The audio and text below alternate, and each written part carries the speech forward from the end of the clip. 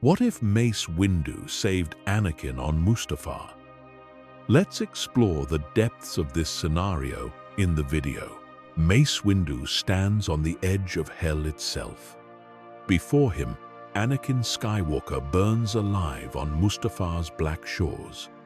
The Chosen One reduced to nothing, legs severed, body consumed by flames, yellow Sith eyes staring into oblivion. This is the moment that changes everything. Obi-Wan has already left, believing his former Padawan dead. But Mace survived Palpatine's lightning somehow, and the Force has led him here, to this choice, to this crossroads that will determine the fate of the entire galaxy. He should let Anakin die. Justice demands it. The youngling's blood cries out for it.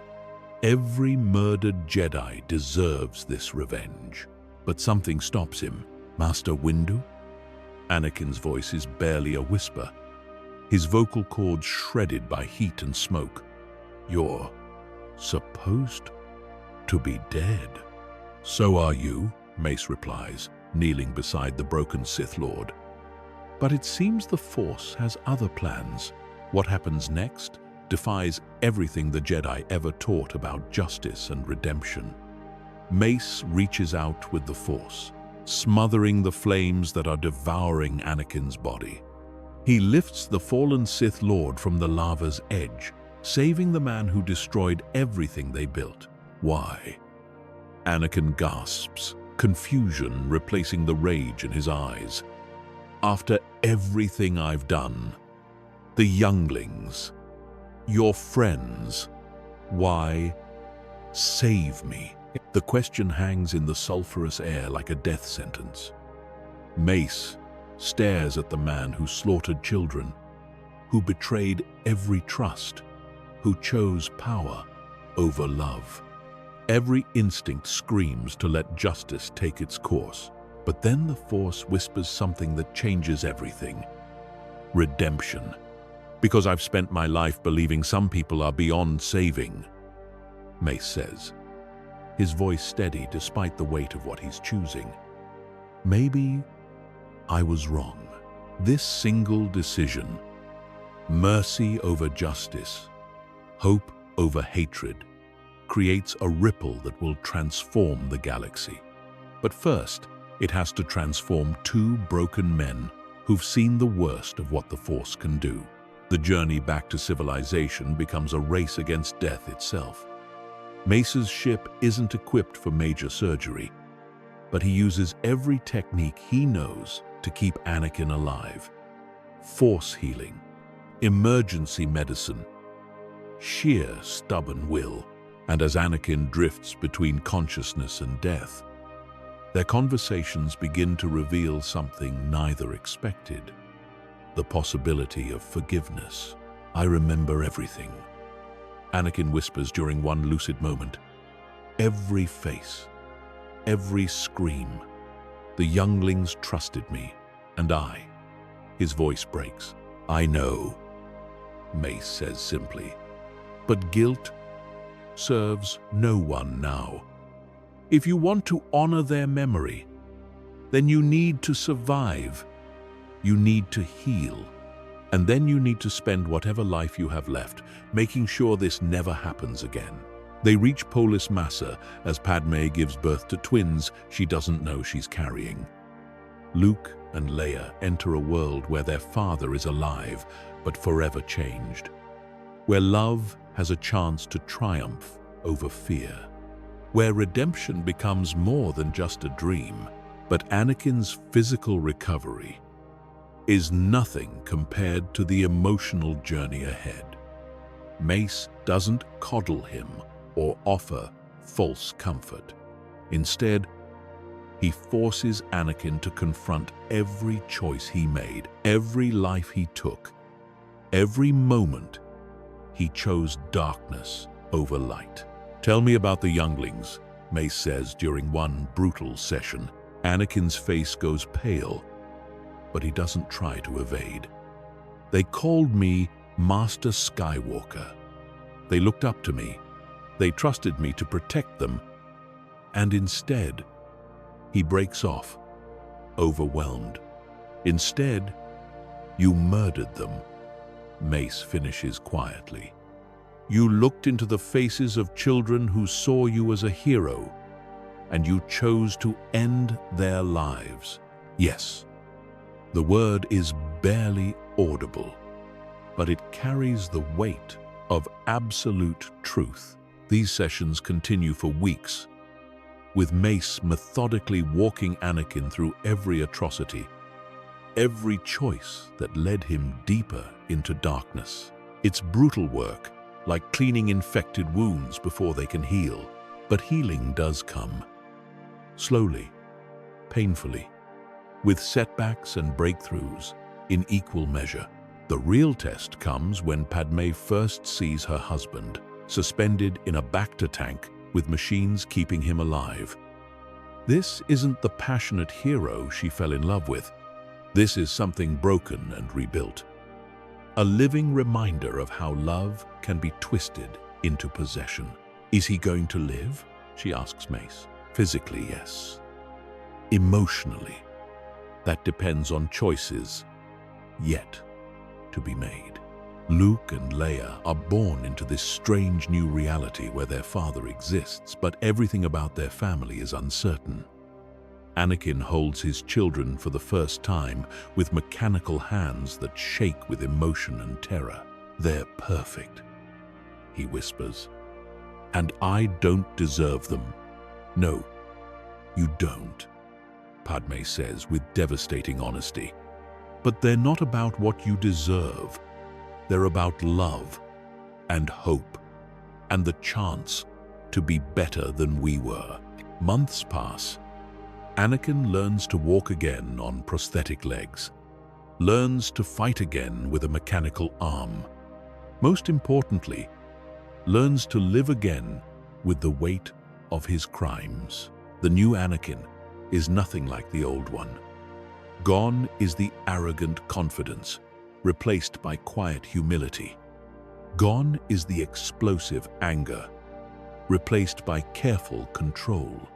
When he speaks, every word is measured against the memory of how careless speech once led to tragedy. But the galaxy won't let them heal in peace. Without hesitation, Mace reaches out with the Force, using techniques he learned from Jedi healers decades ago to smother the flames consuming Anakin's body. The smell of burned flesh is overwhelming, but Mace forces himself to focus on the task at hand. Using the Force to regulate Anakin's vital signs, he begins the delicate work of keeping him alive long enough to receive proper medical attention. Why? Anakin gasps out, his eyes meeting Mace's for the first time since his fall. After everything I've done, the younglings, your friends, why save me? Mace is quiet for a long moment, his hands working to stabilize Anakin's injuries while his mind wrestles with the same question. Why is he doing this? Justice would demand that he let Anakin die here. Let the lava flows claim the monster who slaughtered innocents. But something deeper than justice is at work here. Something the Jedi Code never quite managed to capture in words. Because, Mace finally says, his voice steady despite the enormity of what he's contemplating. I've spent my entire life believing that some people are beyond redemption, that some choices put you so far into darkness that there's no way back to the light. But maybe I was wrong about that. As Mace carefully lifts Anakin's broken body using the Force, preparing to transport him to his ship's small medical bay, Anakin's eyes flutter closed, but not before Mace sees something there that gives him hope. Not the yellow glow of Sith corruption, but the blue eyes of a young man who finally understands the magnitude of what he's lost. The journey back to civilized space is a race against time. Mace's ship isn't equipped for major medical procedures, but he does what he can with the limited supplies available, using the Force to maintain Anakin's circulation and breathing, applying Bacta to the worst burns, and administering the strongest painkillers he can find. Mace keeps the fallen Jedi alive through sheer determination. During the few moments when Anakin is conscious, their conversations are brief but profound. There's no anger between them now, no conflict of philosophies or competing visions for the galaxy's future. There's only a broken man seeking some way to atone for the unforgivable, and a Jedi Master learning that mercy can be more difficult than justice. "I remember everything," Anakin whispers during one lucid moment, tears streaming down his scarred face. "Every face, every scream. The younglings trusted me, and I." His voice breaks, unable to finish the sentence. "I know," Mace says simply, "but right now your guilt serves no one. If you want to honor their memory, if you want to find some way to balance the scales, then you need to survive. You need to heal. And then you need to spend whatever life you have left, making sure nothing like this ever happens again." The medical facility Mace chooses is on Polis Massa, the same asteroid base where Padme will give birth to her children. It's remote, well-equipped, and staffed by beings who ask few questions about their patients' identities.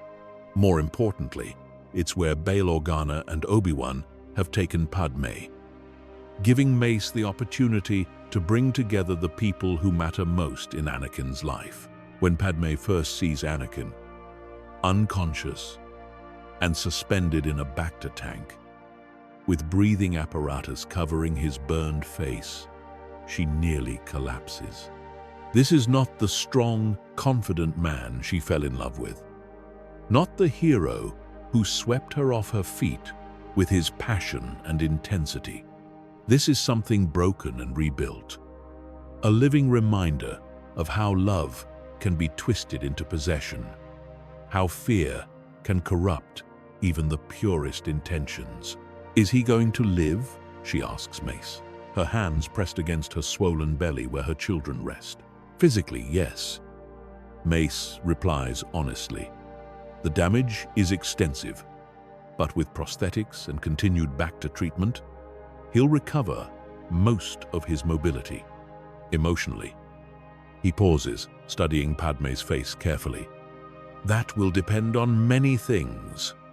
On you, on what he chooses to do with the life he's been given, on whether he can find a way to live with what he's done."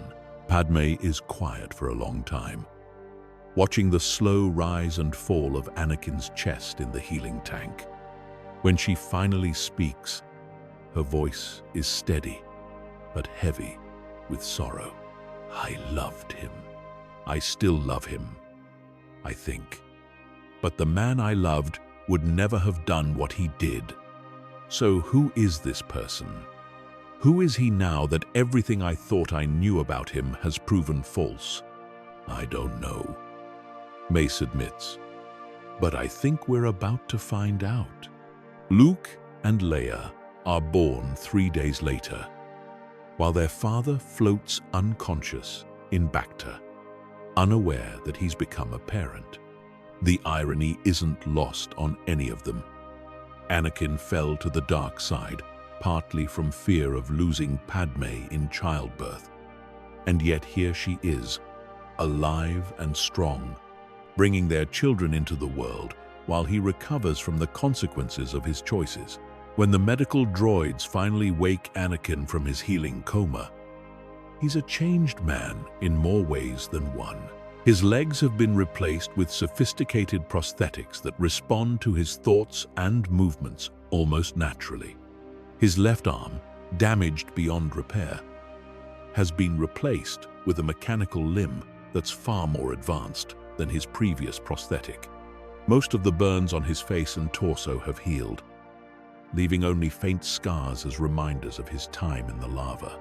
But the most significant changes are the ones that can't be seen. The yellow glow of Sith corruption has completely faded from his eyes, replaced by a blue that's deeper and sadder than it ever was before. The arrogant confidence that once defined him has been replaced by a quiet humility that borders on self-loathing. When he speaks, it's with careful consideration, as if he's weighing every word against the memory of the harm his careless speech once caused. His first words upon waking are not for himself, but for others. "Padme," he whispers, his new vocal cords still raw from the medical procedures. "Is she alive?" Mace assures him. "She's alive, and so are your children, a boy and a girl." The relief that washes over Anakin's face is almost painful to watch. Here is a man who destroyed everything good in his life from fear of loss, only to discover that the very thing he was trying to prevent never needed to happen in the first place. The tragedy of it would be overwhelming if not for the hope it represents. Proof that his worst fears were unfounded, that there might still be a chance for redemption. When Padme brings the twins to see their father for the first time, the moment is both beautiful and heartbreaking. Anakin stares at Luke and Leia with wonder and terror, afraid to touch them, afraid that his presence might somehow corrupt or harm them. His mechanical hands shake as he reaches toward them, then pulls back, overcome by the weight of his unworthiness. "They're perfect," he whispers, tears streaming down his face. "They're perfect, and I don't deserve them. I don't deserve any of this." "No," Padme says firmly, placing Luke in Anakin's arms despite his protests. "You don't. But they're not about what you deserve. They're about love and hope and the chance to be better than we were before. So hold your son, Anakin. Look at what we created together and tell me it was all for nothing." The moment when Anakin first holds his children is a turning point for everyone present. Here is the man who slaughtered younglings, cradling newborns with infinite gentleness. Here is the fallen Jedi who chose power over love, discovering that love was there all along, waiting for him to be worthy of it. And here is proof that even the darkest soul can find light again, if they're willing to fight for it. Over the following weeks, as Anakin slowly regains his strength and learns to function with his new prosthetics, the real work begins. Mace doesn't coddle him or offer false comfort. Instead, he forces Anakin to confront every choice he made during his fall to the dark side, to examine each moment where he could have chosen differently, to accept full responsibility for the consequences of his actions. "Tell me about the Tusken Raiders," Mace says during one of their sessions, his voice carefully neutral. Anakin's face goes pale, but he doesn't try to evade or justify. "I slaughtered them. Not just the men, but the women and children too. They were animals, and I butchered them like animals. Why? Because they killed my mother. Because I was angry. Because I wanted them to suffer the way she suffered." Anakin's voice is steady, but his hands shake. "Because I was too weak to accept that bad things happen, that people die, that I couldn't save everyone I loved." "And the younglings?" This question hits Anakin like a physical blow. He doubles over, overwhelmed by the memory of their trusting faces, their confusion as he ignited his lightsaber. For long minutes, he can't speak at all, can barely breathe through the weight of his guilt. "They called me Master Skywalker," he finally whispers. "They looked up to me. They trusted me to protect them. And instead," he breaks off, unable to continue. "Instead, you murdered them," Mace finishes quietly. "You looked into the faces of children who saw you as a hero, and you chose to end their lives rather than find another way." Yes, the word is barely audible. Why? Because Palpatine told me it was the only way to save Padme. Because I was afraid of losing her, and that fear made me willing to sacrifice anything and anyone else. Because I was selfish and weak and stupid, and I believed that my pain mattered more than their lives. The sessions continue for weeks, with Mace methodically walking Anakin through every atrocity he committed, every choice that led him deeper into darkness. It's brutal, necessary work, like cleaning infected wounds before they can heal. Anakin never tries to excuse or minimize his actions. He accepts full responsibility, lets the weight of his crimes settle on his shoulders like a mantle he'll carry for the rest of his life. But perhaps more importantly, Mace also helps Anakin examine the moments where he chose correctly, where he showed compassion and courage and wisdom. The young slave boy who risked his life to help strangers win a pod race. The Padawan who saved Obi-Wan's life countless times during the Clone Wars. The Jedi who freed slaves and protected the innocent, even when it went against orders. "You are not just your worst moments," Mace tells him during one particularly difficult session. "You are also your best ones. The darkness in you is real, but so is the light. The question now is which one you choose to feed going forward." As Anakin grows stronger and begins to interact more with Luke and Leia, everyone can see the change in him. The children have no knowledge of their father's crimes, no awareness of the darkness he once embraced.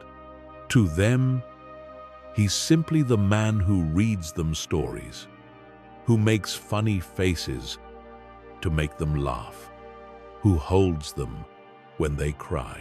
Their innocent love becomes a kind of anchor for Anakin, a reminder of what he's fighting to become worthy of.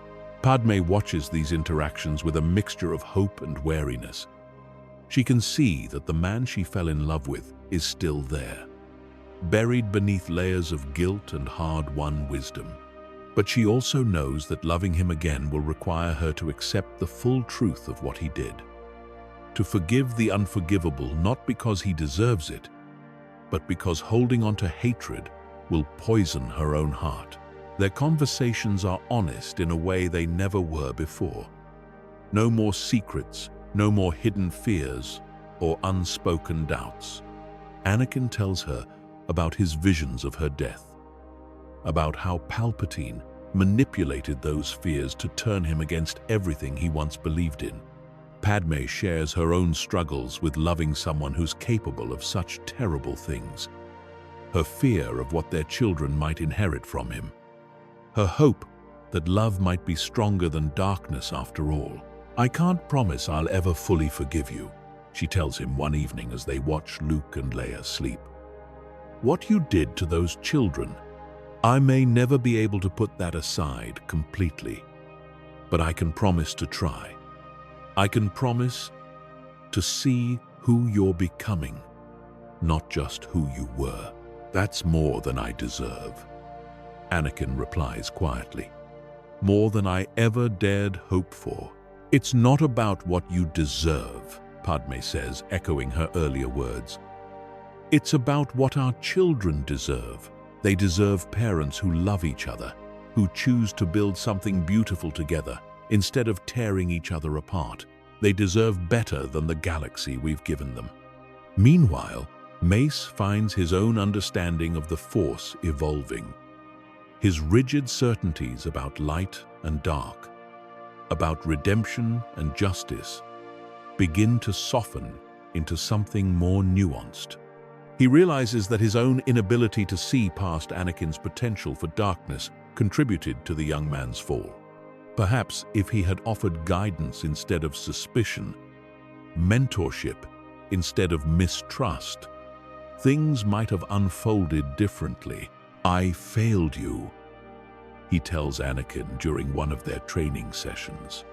Anakin has requested to resume lightsaber practice, not because he plans to rejoin the Jedi Order, that possibility seems unlikely given his crimes, but because the familiar movements help center his mind and spirit. "You didn't fail me," Anakin replies, adjusting his grip on the training saber to accommodate his mechanical hand. "I failed myself. I failed everyone who trusted me. You saw what I was capable of becoming, and you tried to warn the Council. I just wish I'd been wise enough to listen. Perhaps we were both right. In our own ways," Mace muses, watching Anakin move through the basic forms with fluid grace. Despite his prosthetics, you had the potential for great darkness, but also for great light. I saw the darkness and missed the light. You embraced the darkness and forgot the light. Neither of us saw the whole picture. Their training sessions become something more than simple lightsaber practice. They become a form of meditation, a way for both men to explore the deeper mysteries of the Force and their own relationship to it. Anakin learns to draw strength from his love for his family, rather than from his anger or fear. Mace learns that sometimes the greatest strength comes not from defeating your enemies, but from helping them become something better. The peace doesn't last.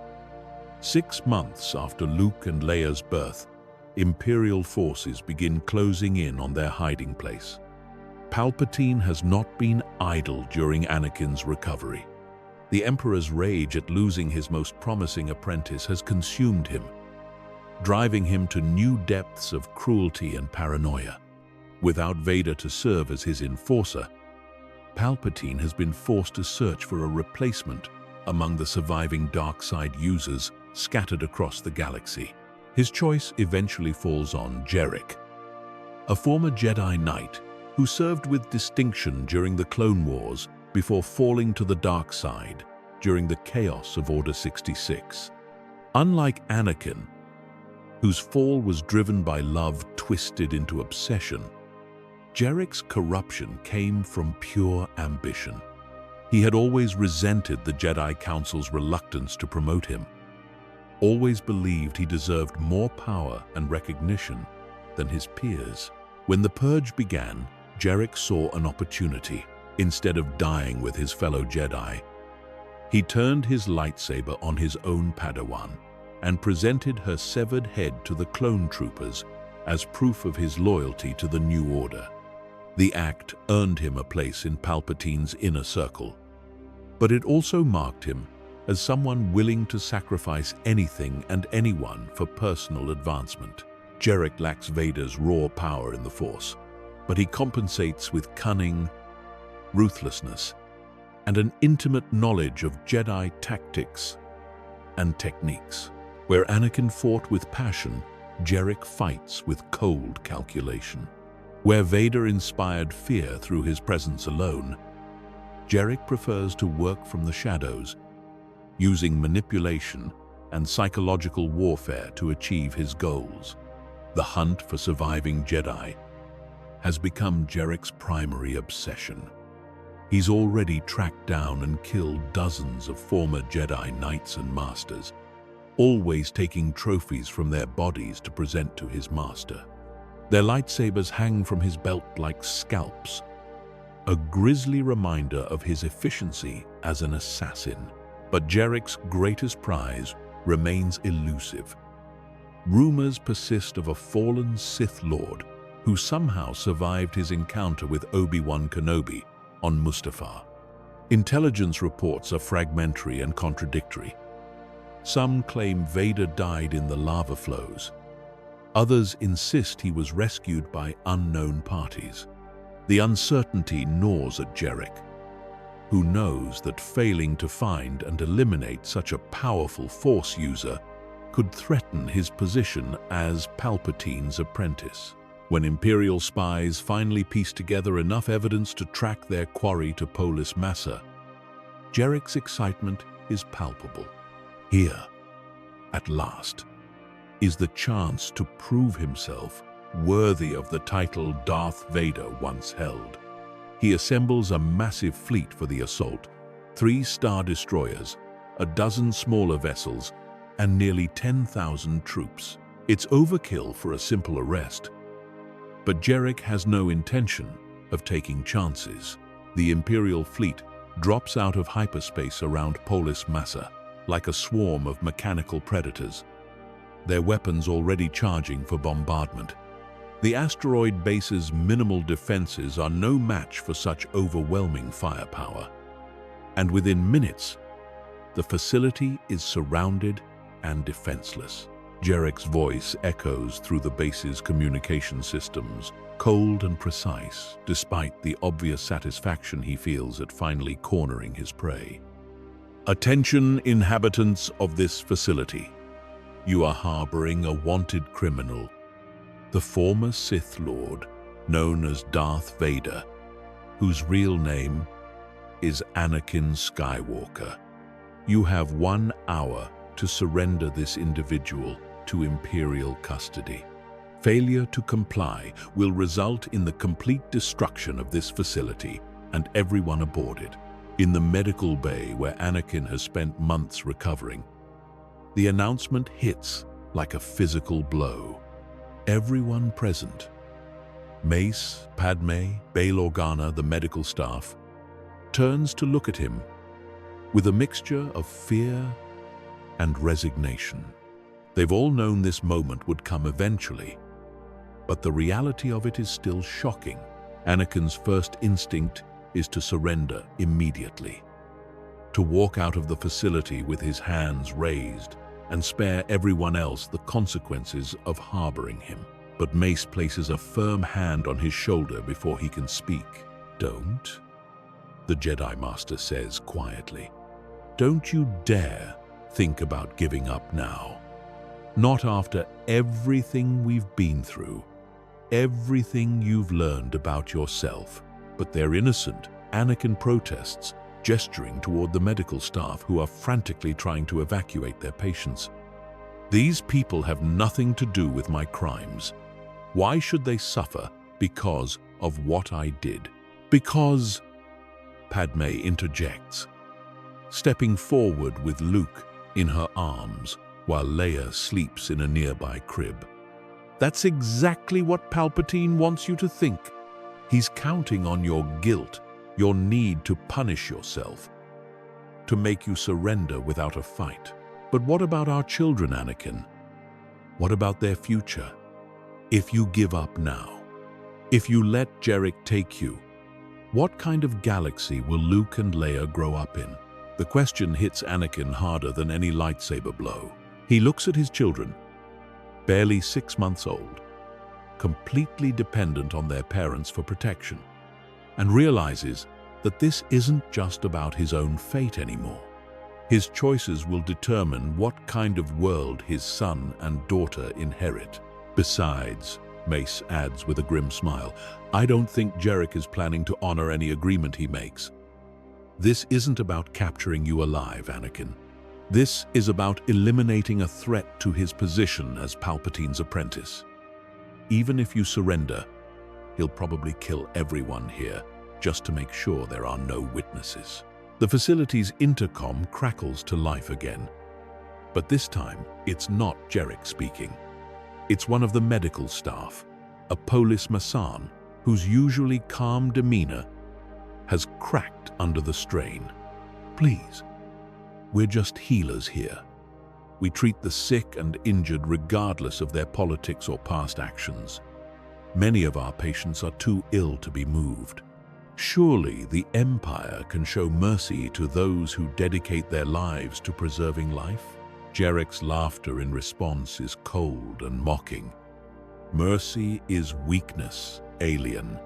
Your facility has chosen to harbor an enemy of the state. The consequences of that choice are not my concern. The transmission cuts off, leaving an ominous silence in its wake. Through the facility's viewports, they can see Imperial shuttles launching from the Star Destroyers, carrying troops and equipment for a ground assault. Jarek isn't content to simply bombard the base from orbit, end quote. He wants to search it personally, to make sure Anakin doesn't escape through some hidden passage or emergency evacuation system. The facility's staff begin their evacuation procedures with practiced efficiency, but everyone knows it's hopeless. There simply isn't enough time to move all the patients, especially those in critical condition who require constant medical support. At best, they might save a few dozen lives before the Imperial forces breach their defenses. Watching the desperate evacuation efforts, seeing medical staff risk their own lives to save patients they barely know, Anakin feels something crystallize inside him. This is his moment of choice, his chance to prove that the redemption Mace offered him wasn't wasted. He can't undo the past, can't bring back the younglings he murdered or erase the pain he caused. But he can choose how his story ends. "I won't let them die for my crimes," he tells Mace, moving toward the storage locker, where his new lightsaber rests alongside his rebuilt armor. "If this is where I make my final stand, then so be it. At least this time, I'll be fighting for something worth dying for."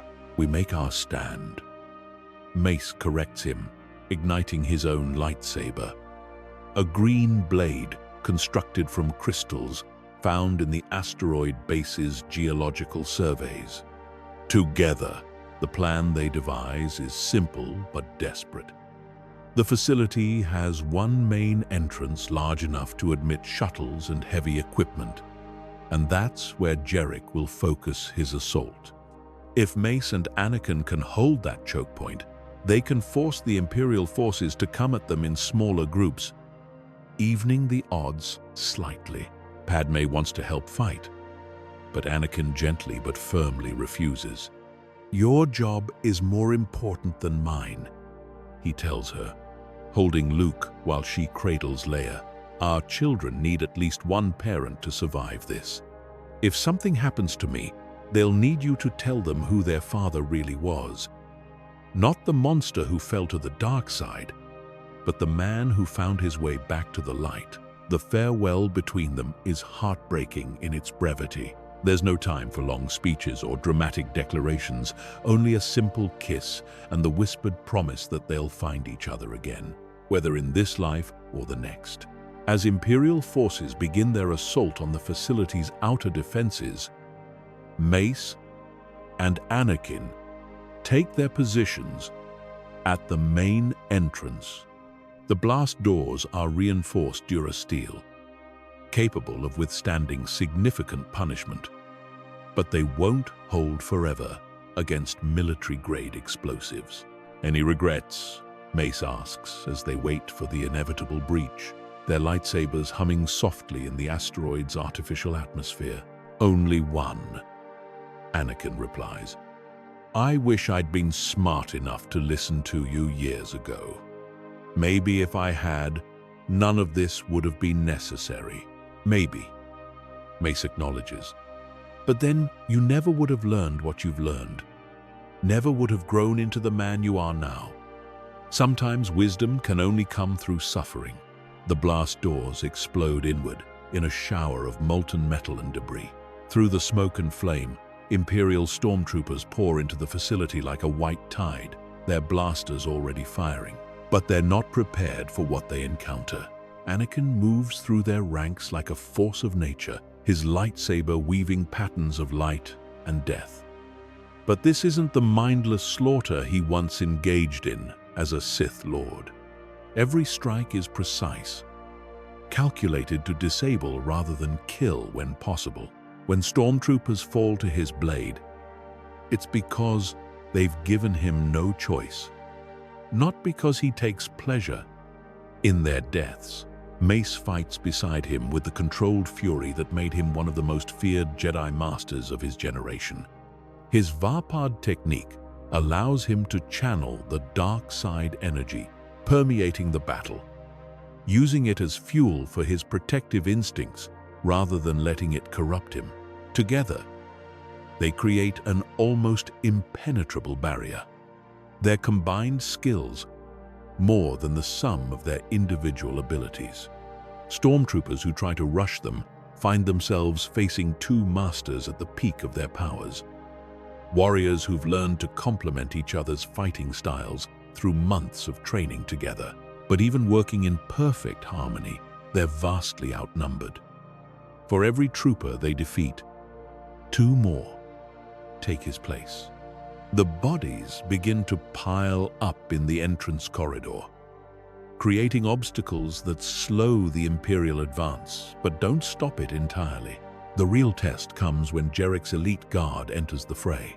These aren't ordinary stormtroopers, but specially trained soldiers equipped with cortosis weave armor and electrostaffs designed to counter lightsaber attacks. They move with the disciplined precision of professional killers, coordinating their attacks to exploit any weakness in the Jedi's defenses. Anakin finds himself facing three of them simultaneously, their electrostaffs crackling with energy as they try to corner him against the facility's wall. His new prosthetic legs respond perfectly to his mental commands, allowing him to leap and dodge with fluid grace despite the mechanical nature of his limbs. But the constant movement and combat are taking their toll, wearing down his strength and concentration.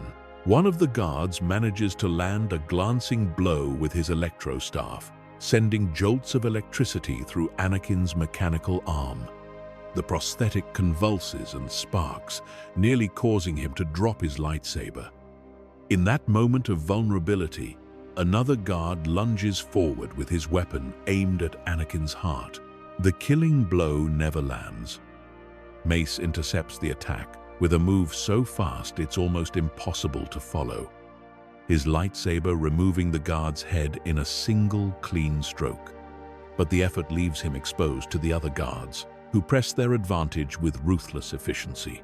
The battle becomes a deadly dance, with both Jedi pushed to their absolute limits. They fight back to back now, covering each other's blind spots as waves of enemies crash against their defenses. Sweat mingles with blood on their faces. Their breathing comes in ragged gasps, but they don't yield an inch of ground. It's then that Jarek himself finally makes his appearance. The new Sith Lord enters the battle like a shadow given form, his black robes flowing around him as he moves. Unlike his predecessor Vader, who relied on overwhelming power and intimidation, Jarek favors a more subtle approach. His lightsaber is a deep crimson, its blade humming with dark side energy that seems to absorb light rather than emit it. "So," he says, his voice carrying easily over the sounds of battle, "the great Anakin Skywalker, the chosen one who chose poorly. I confess, I'm somewhat disappointed. I expected someone more." Impressive. The insult is calculated to provoke a reaction, to goad Anakin into the kind of emotional response that characterized his time as a Sith. But the man who stands before Jarek now is fundamentally different from the one who knelt before Palpatine years ago. "You're right," Anakin says calmly, his lightsaber held in a defensive position. "I did choose poorly. I let fear and anger control me, and innocent people died because of it. But I also learned something you haven't yet. Power that comes from hatred is ultimately hollow. It consumes everything you're trying to protect. Jarek's sneer falters slightly at this response. He'd been expecting rage, defiance, perhaps even pleading. The quiet acceptance in Anakin's voice is something he doesn't know how to counter. "Pretty words," Jarek says, recovering his composure. "But words won't save you now. Lord Sidious taught me everything he once taught you. And more. I am what you could have become.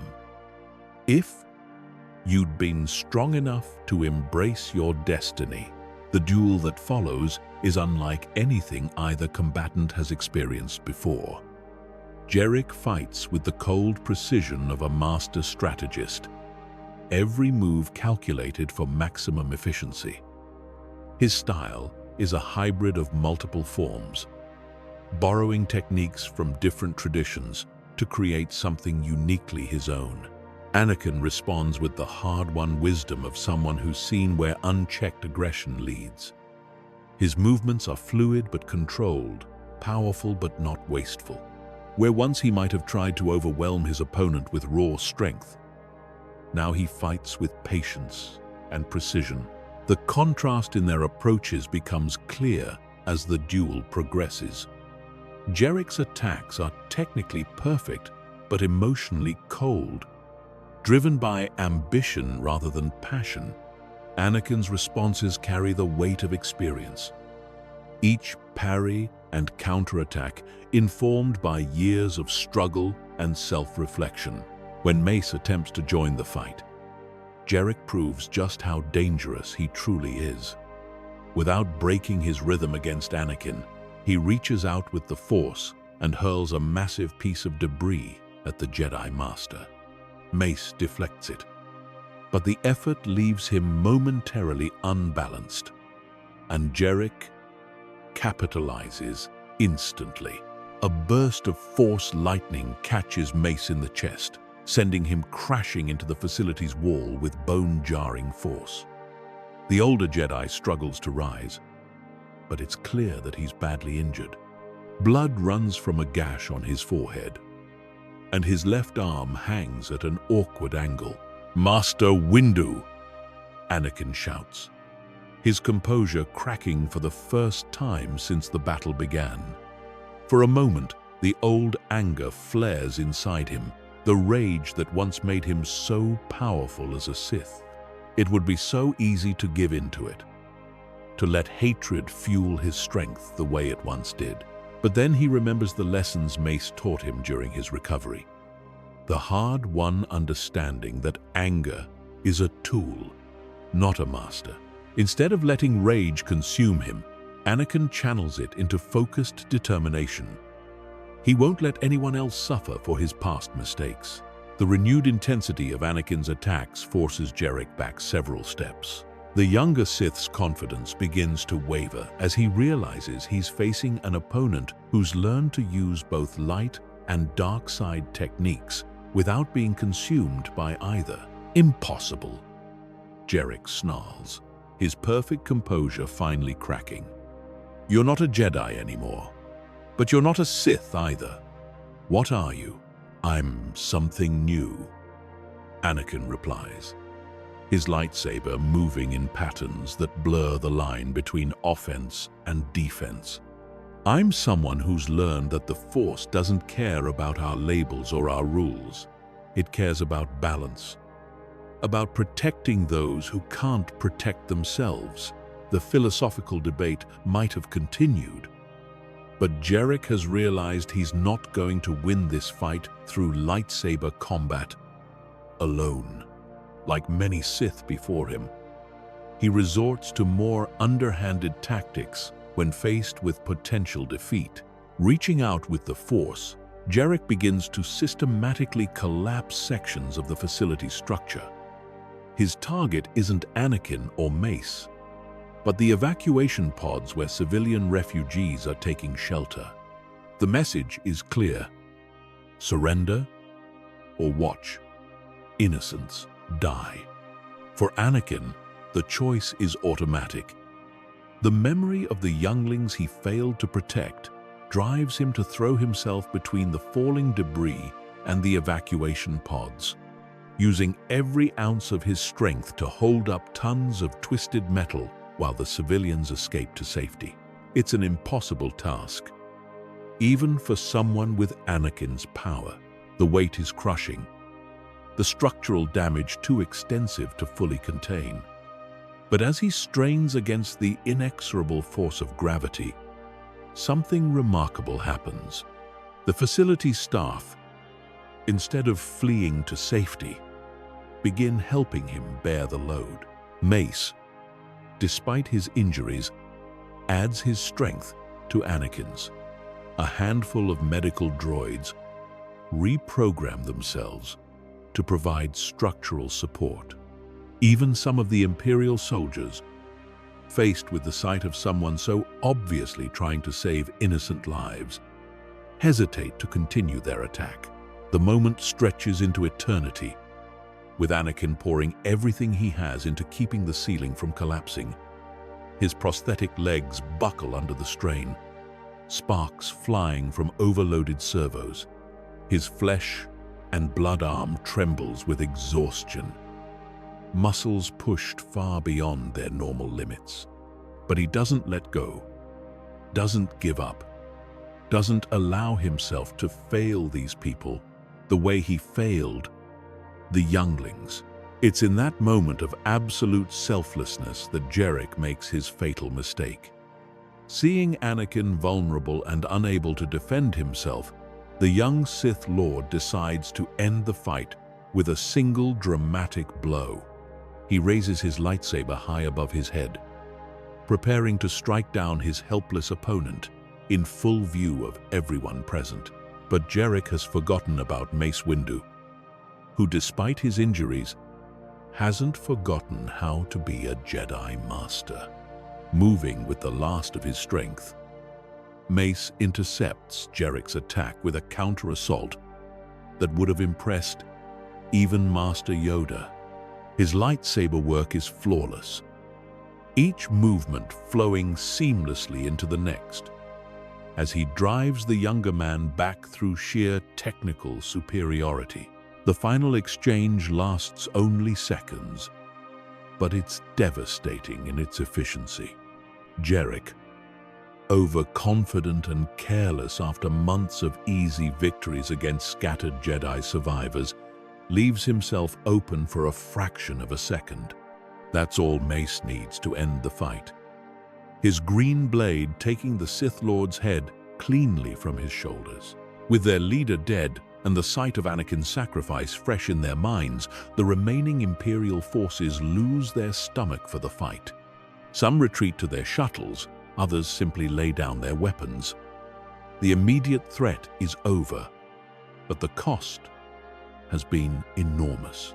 Anakin collapses as soon as the structural supports are in place, his body pushed beyond all reasonable limits. Medical droids swarm around him, treating burns from overloaded prosthetics and muscle damage from superhuman exertion. For a terrifying moment, it seems like he might not survive the injuries. But survive he does, though the recovery takes weeks. When he finally awakens in a proper medical facility, the group has relocated to a hidden base in the Outer Rim. He finds Padme waiting beside his bed with Luke and Leia in her arms. "The children," he whispers, his voice hoarse from the breathing apparatus he's been connected to, "are safe," Padme assures him, settling Luke into his father's arms while keeping Leia close to her chest.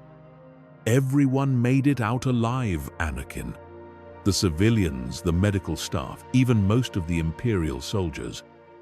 What you did, what you sacrificed, it saved them all." The news brings tears to Anakin's eyes, but they're tears of relief rather than pain. For the first time since his fall to the dark side, he's managed to save lives instead of destroying them. It's not enough to balance the scales. Nothing could ever truly compensate for the younglings' deaths. But it's a start. Mace recovers more slowly, his injuries more severe than initially thought. The Force lightning that struck him damaged several internal organs, and his left arm will never fully regain its strength. But he's alive. And more importantly, he's seen something that gives him hope for the future. "What you did back there," he tells Anakin during one of their conversations, "that wasn't the action of a former Sith or a fallen Jedi. That was something entirely new. Someone who's learned to serve the Force without being enslaved by it. Someone who understands that true strength comes from protecting others." The victory over Jarek has consequences that extend far beyond their small group. Word of the battle spreads through the underground networks that connect scattered rebel cells across the galaxy. The story grows in the telling, a former Sith Lord and a Jedi Master fighting side by side to protect innocents. Imperial soldiers laying down their weapons rather than fire on someone trying to save lives. It becomes a symbol of hope in a galaxy that's known little but fear and oppression for years. If Anakin Skywalker can find redemption, if even former enemies can learn to work together, then perhaps there's still hope for the future. More immediately, the defeat of Jarek creates a power vacuum in the Imperial hierarchy. Palpatine, enraged by the loss of yet another potential apprentice, begins a purge of his own forces. Paranoia consumes him as he searches for someone to blame for the failure. The result is chaos in the upper levels of the Imperial command structure, with officers more concerned about protecting themselves than maintaining order in their sectors. Rebellions that have been simmering for years suddenly flare into open warfare. Planets that once submitted to Imperial rule out of fear begin to resist when they realize the Empire isn't as invincible as it once seemed. The galaxy-wide communications network that Palpatine uses to maintain control becomes a liability as stories of hope and resistance spread faster than Imperial forces can suppress them. But for Anakin and his companions, the larger political implications are secondary to more personal concerns. Luke and Leia are growing rapidly, their Force sensitivity becoming more apparent with each passing day. Decisions need to be made about their training, their future, their place in the galaxy their parents are trying to build. The new base the group has established is unlike anything the old Jedi Order ever created.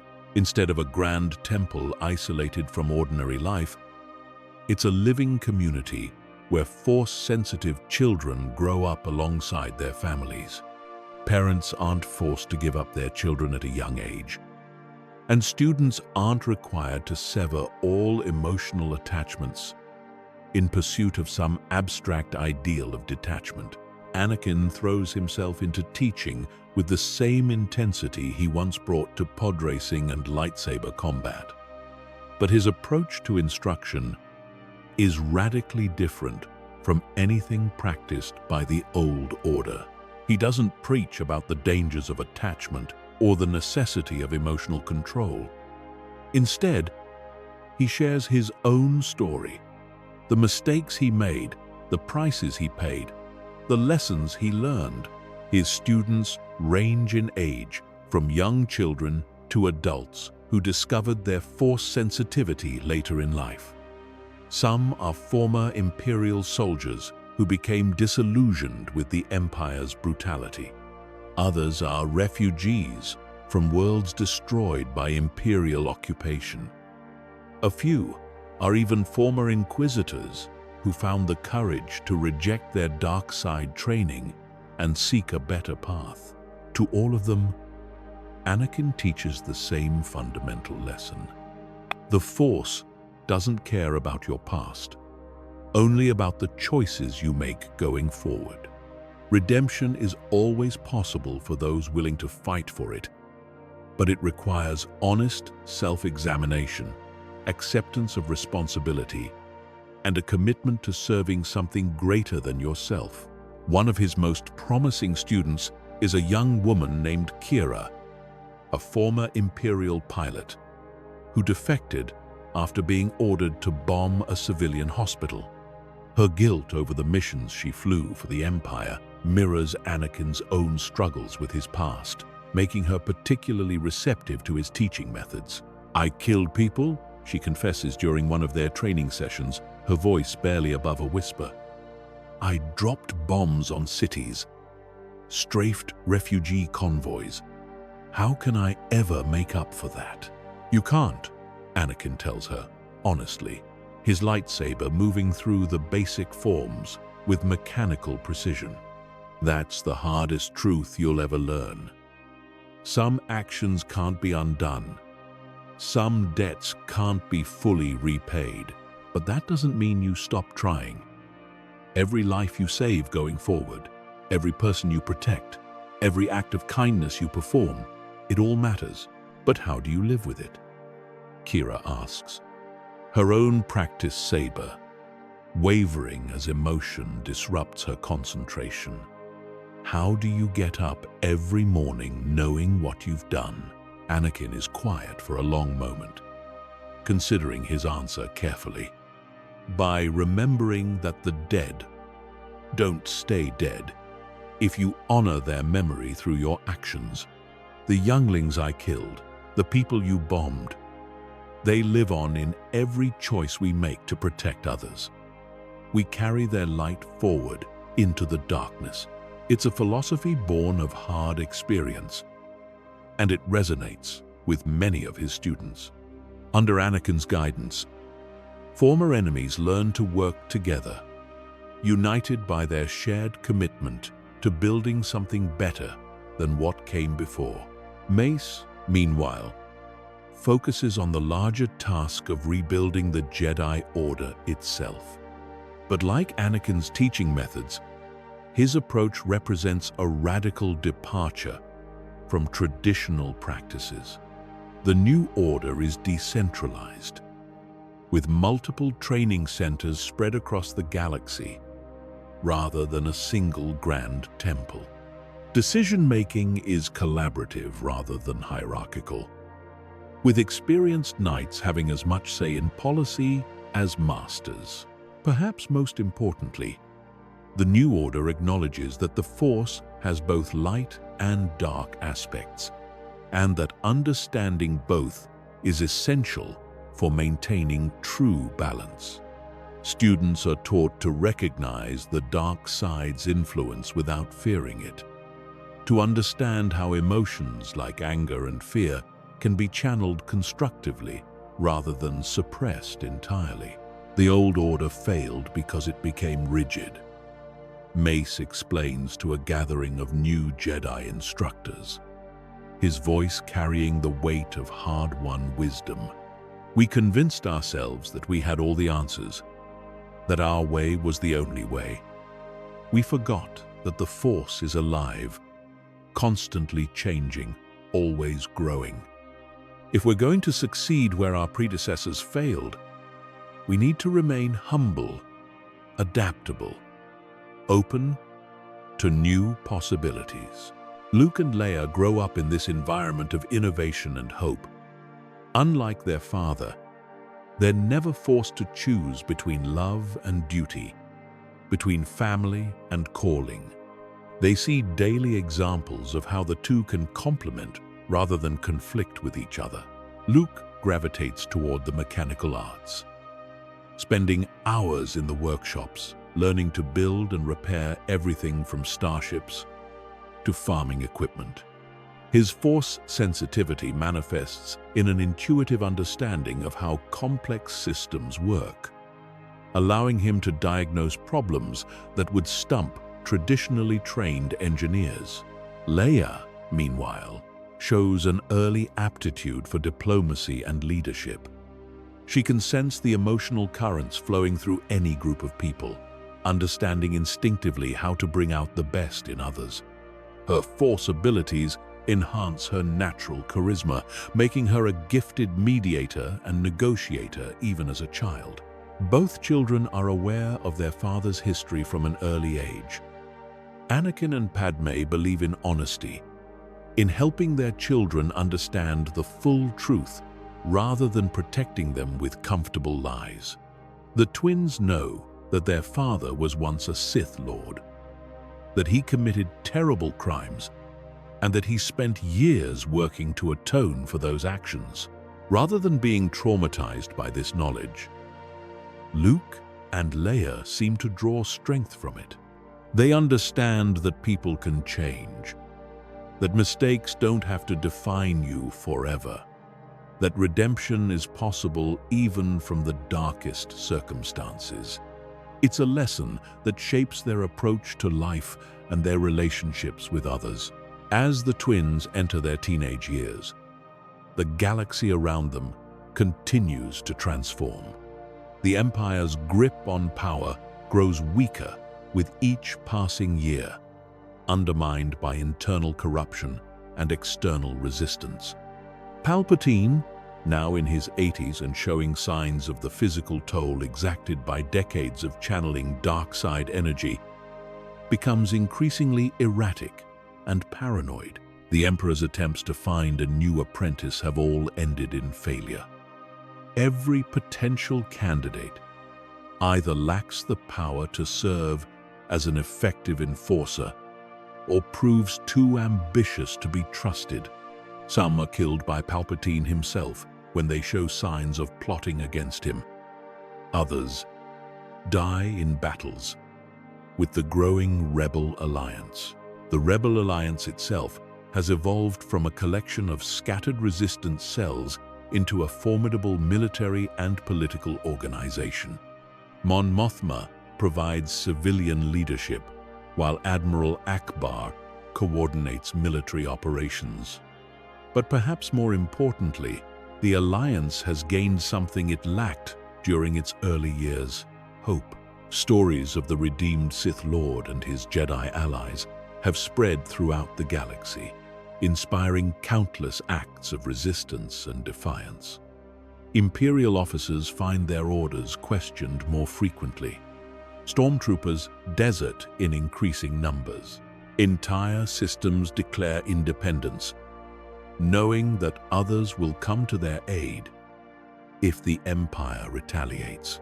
When Luke turns 18, he makes a decision that surprises everyone, including his parents. Instead of formally joining the Jedi Order or enlisting with the Rebel Alliance, he chooses to become a freelance pilot and mechanic, traveling the galaxy to help communities rebuild their infrastructure and defend themselves against Imperial oppression. "I want to help people," he explains to Anakin during a conversation that stretches late into the night. "But I don't want to do it as part of some big organization with rules and hierarchies and politics. I want to go where I'm needed most. Help who needs helping most, without worrying about whether it fits someone else's strategic plan." It's a decision that reflects both his father's independent streak and his mother's idealism. Anakin understands the impulse. He remembers his own frustration with the Jedi Council's bureaucracy and political considerations. But he also worries about the dangers his son will face traveling alone through a galaxy still dominated by Imperial forces. "Take this," Anakin says, offering Luke a lightsaber he's spent months crafting in secret. The weapon is a thing of beauty. It's crystal, a brilliant blue that seems to capture and reflect light from every angle. I hope you never need to use it in anger. But if you're going to be out there alone, you should have some way to protect yourself." Luke accepts the gift with reverence, understanding the significance of receiving a lightsaber from his father. It's not just a weapon, but a symbol of trust, a sign that Anakin believes his son has learned the lessons necessary to avoid the mistakes of the past. Leia chooses a different path, one that leads directly into the heart of galactic politics. She joins the Rebel Alliance as a diplomatic representative, using her natural charisma and force-enhanced empathy to build coalitions among the various factions opposing Imperial rule. Her first major assignment is to the planet Alderaan, where she works closely with Bail Organa to coordinate relief efforts for refugees from Imperial atrocities. The experience is both heartbreaking and inspiring. Heartbreaking because of the suffering she witnesses. Inspiring because of the resilience and hope she sees in people who've lost everything but refuse to give up. It's on Alderaan that Leia meets a young smuggler named Han Solo, whose ship is being used to transport medical supplies to besieged worlds. Their first encounter is a disaster. Han's cocky attitude clashes spectacularly with Leia's serious demeanor, and they spend most of their initial conversation arguing about Imperial politics and rebel tactics. But beneath the surface antagonism, there's a mutual respect and attraction that neither is quite ready to acknowledge.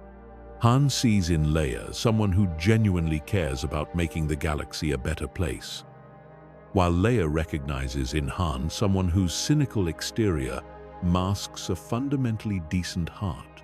Their relationship develops slowly over months of working together on various missions.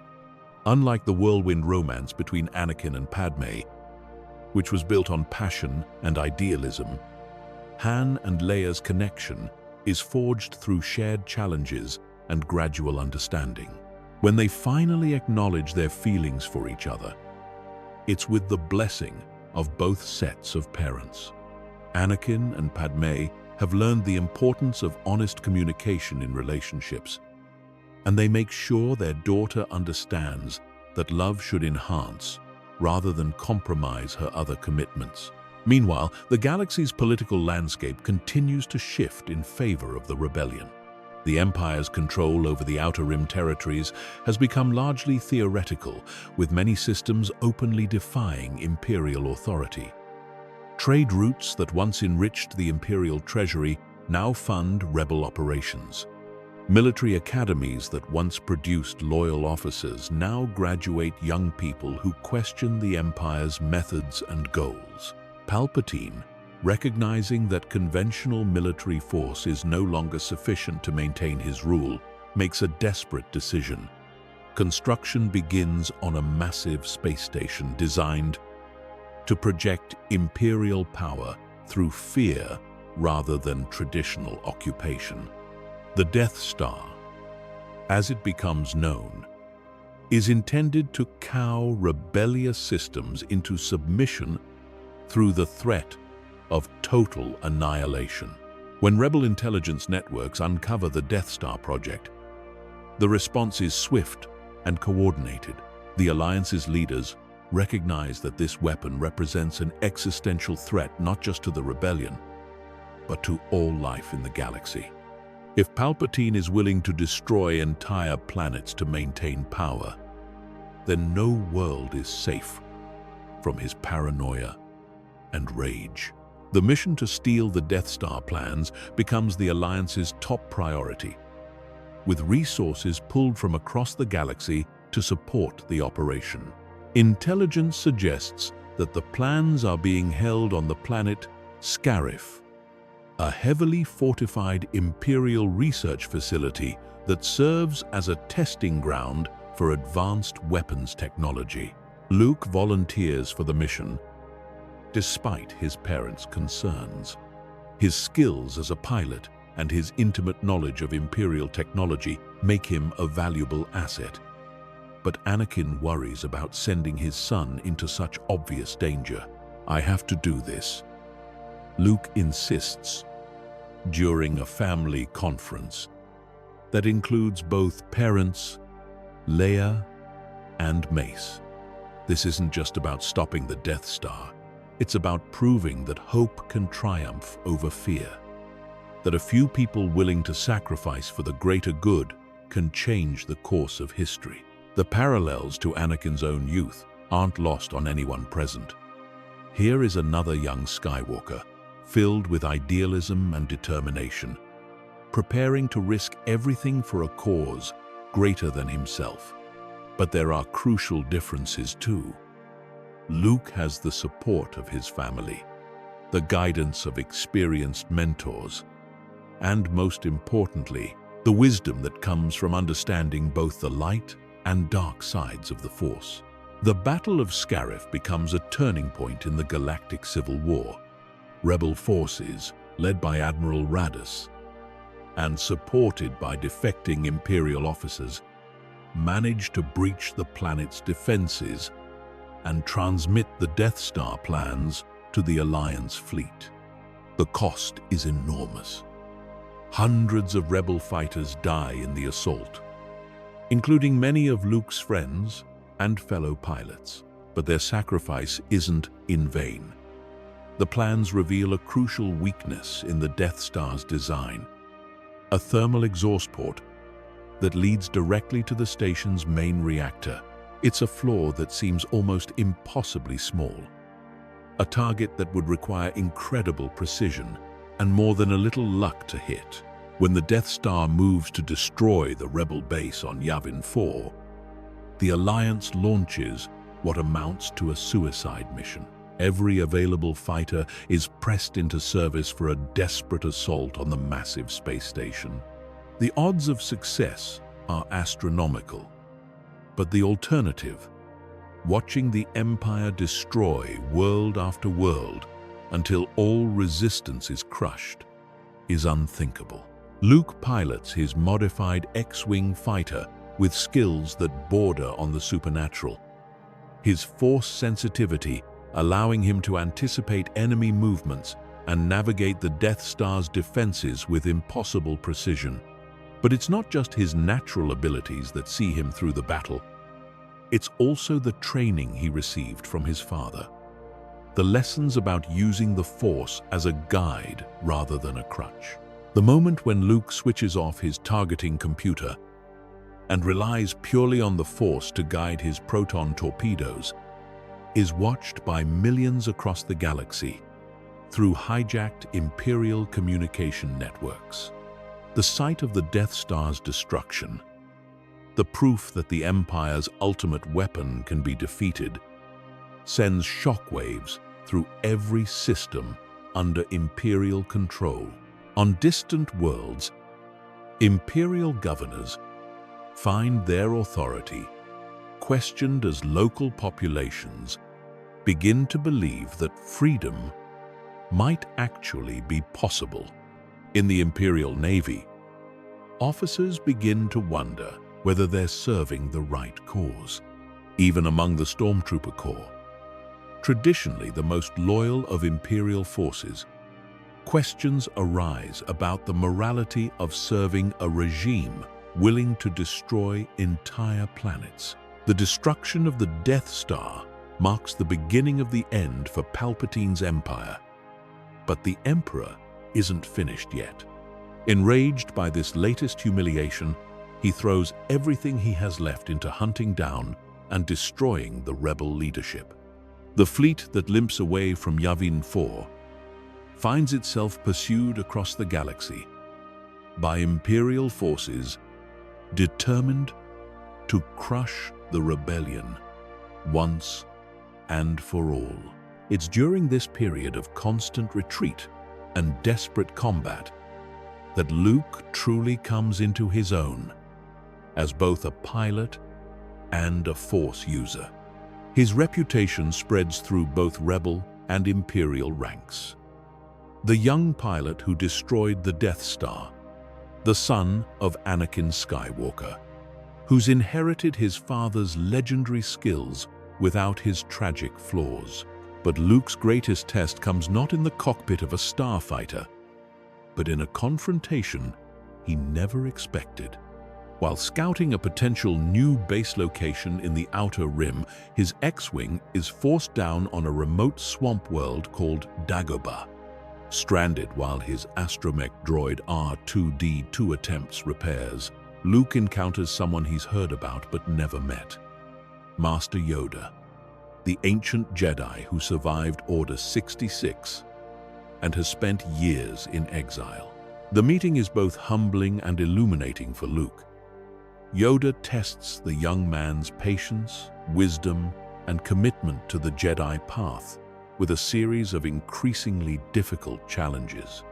Luke learns to lift objects with his mind, to see through the Force's guidance, and perhaps most importantly, to understand the difference between strength and power, your father's path. Avoid you must. Yoda warns during one of their training sessions. Great power he had, great potential, but clouded his judgment, his attachments did. Fear of loss, path to suffering. It is. But he came back, Luke argues, defending the man who's been his hero and teacher throughout his life. He fell to the dark side, but he found his way back to the light. Doesn't that prove that love can be stronger than fear? Yoda is quiet for a long moment, stirring a pot of stew over his cooking fire while pondering the young man's words. When he finally speaks, his voice carries the weight of 900 years of experience. Changed the galaxy has, he admits. Learned, your father has. Lessons the old order never taught. Perhaps, right, you are. Perhaps, attachment. When guided by wisdom and selflessness, strength, it can be rather than weakness. It's a profound admission from the former Grand Master of the Jedi Order, an acknowledgement that the rigid doctrines he once enforced may have been incomplete. Luke's training with Yoda becomes less about unlearning everything he's been taught and more about integrating the old wisdom with new understanding. When Luke finally leaves Dagobah, it's with Yoda's blessing and a deeper appreciation for the complexities of the Force. He's learned to balance emotion with logic, attachment with duty, love with wisdom. Most importantly, he's learned that the mistakes of the past don't have to be repeated if you're willing to learn from them. The reunion between Luke and his family is joyful but brief. The Rebel Alliance is preparing for what many believe will be the final confrontation with the Empire. Intelligence reports suggest that Palpatine is constructing a second Death Star, one even more powerful than the first. The Emperor has also let it be known that he's personally overseeing the project, making it a tempting target for rebel forces. But Anakin, Mace, and the other experienced members of the group recognize the situation for what it really is, a trap. Palpatine is using the new Death Star as bait, hoping to lure the entire rebel fleet into a confrontation where the Empire's superior numbers and firepower can finally crush the Alliance once and for all. He's not just trying to destroy our ships, Anakin explains during a strategy session aboard the rebel flagship. He's trying to destroy our hope. If he can wipe out the Alliance leadership in one decisive battle, the remaining resistance movements will fragment and collapse. So what do you suggest? Asks Mon Mothma, the Alliance's chief civilian leader. That we abandon our one chance to destroy the Death Star and eliminate Palpatine? That we let him complete his superweapon and use it to terrorize the galaxy into submission? The debate that follows is intense and emotional, with valid arguments on both sides. Some Alliance leaders advocate for a full-scale assault despite the risks, arguing that the Death Star represents too great a threat to ignore. Others prefer a more cautious approach, suggesting that they should wait for a better opportunity rather than walking into an obvious trap. It's Leia who proposes the compromise solution that ultimately carries the day. Instead of committing the entire Alliance fleet to the battle, they'll mount a smaller, more targeted operation, while a portion of the fleet engages the Imperial forces around the Death Star. A special operations team will infiltrate the space station and attempt to destroy it from within. The plan is dangerous and complex, requiring precise timing and more than a little luck to succeed. but it offers the possibility of achieving their objectives without risking the total destruction of the Alliance fleet. Luke volunteers for the infiltration team. Despite his family's objections, his skills as a pilot and Force user make him invaluable for the mission.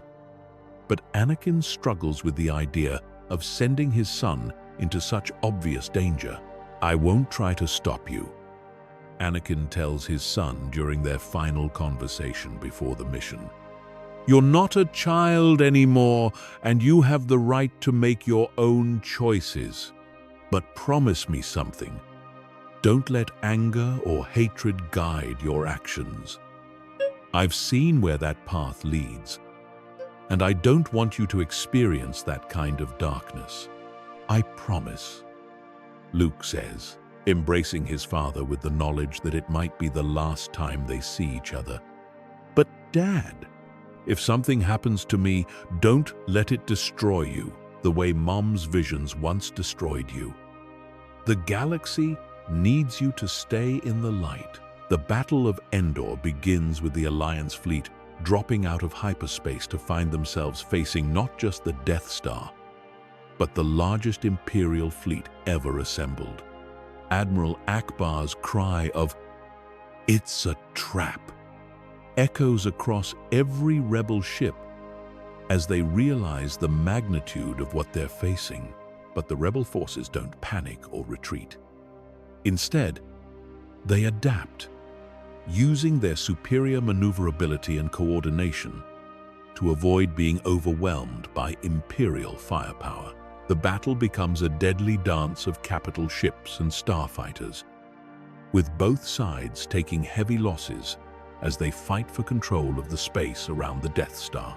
Meanwhile, Luke and his infiltration team make their way through the Death Star's corridors, fighting past Imperial defenders as they search for the station's main reactor.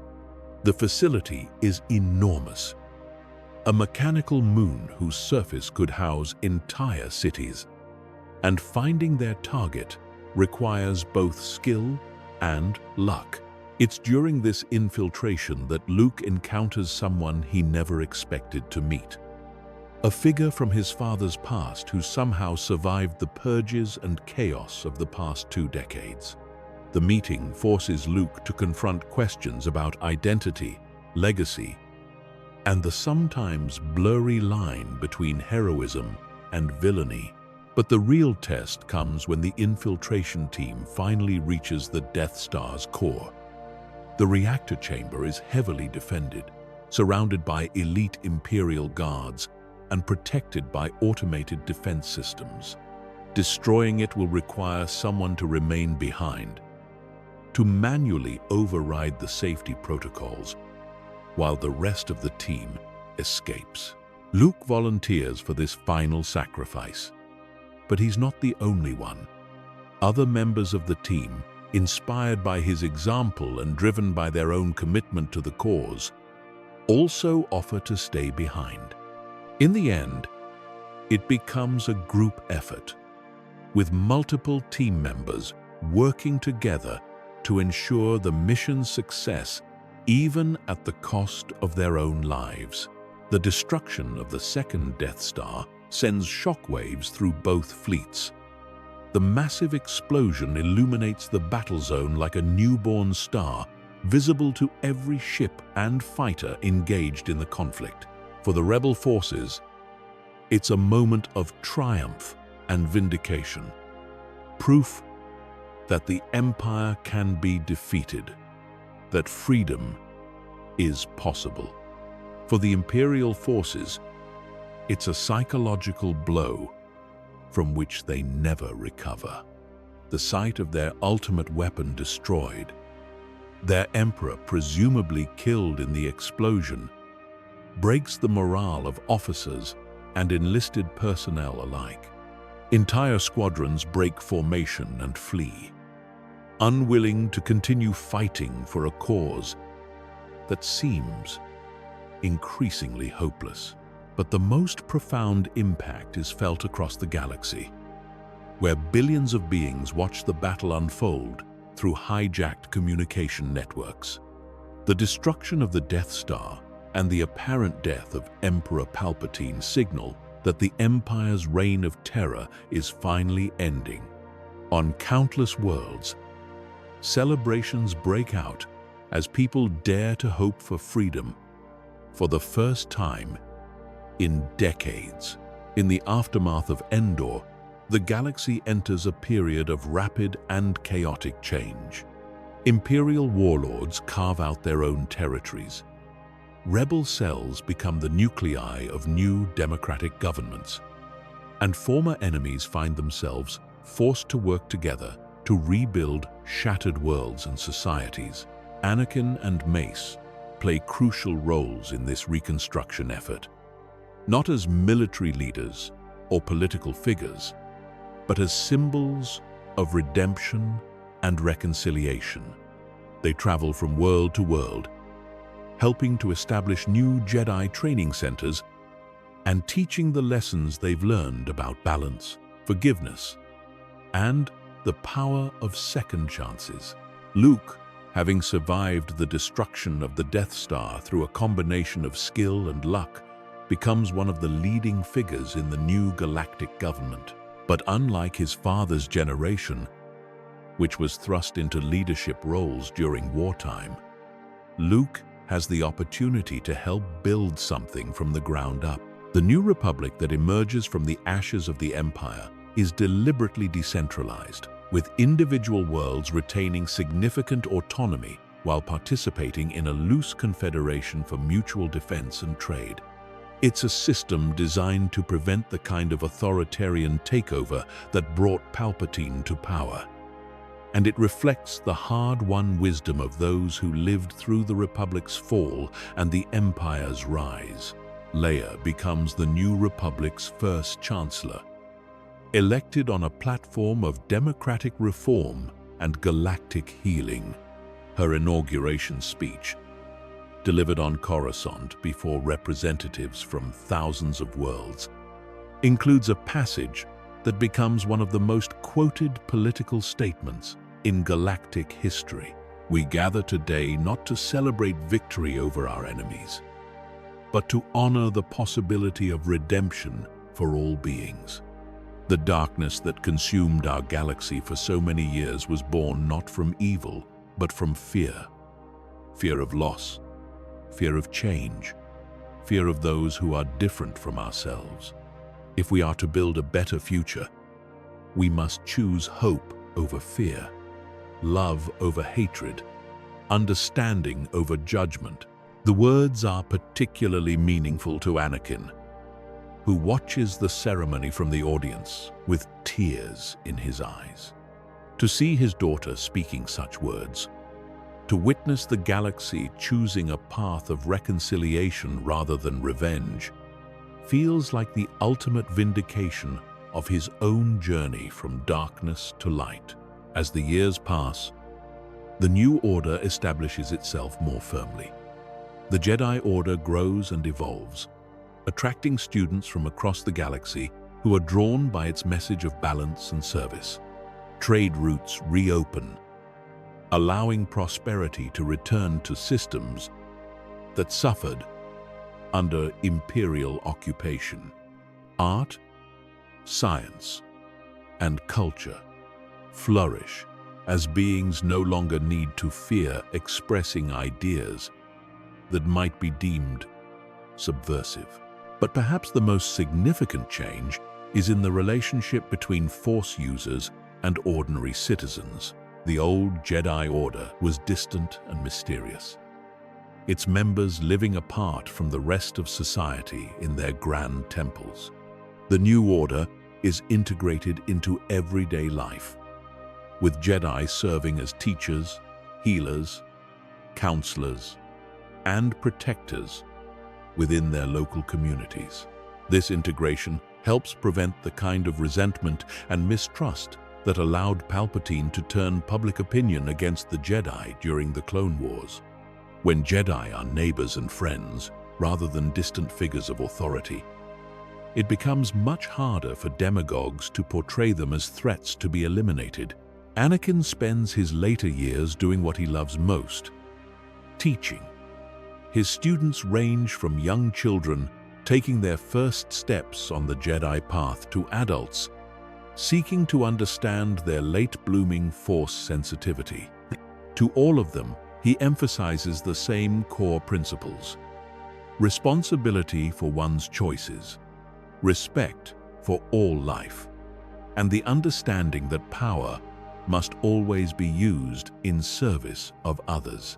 One of his most cherished projects is the establishment of a memorial garden on Coruscant, built on the site where the Jedi Temple once stood. The garden includes monuments to all the Jedi who died during Order 66, but it's not a place of mourning. Instead, it's designed as a celebration of their lives and ideals, a reminder of what they stood for and what their sacrifice made possible. At the center of the garden stands a simple stone monument bearing the names of the younglings who died in the Temple massacre. Anakin visits this monument every year on the anniversary of that terrible day, not to wallow in guilt, but to renew his commitment to ensuring that such a tragedy never happens again. It's during one of these annual visits, when Anakin is in his 70s and still vigorous despite his age, that he encounters a familiar figure.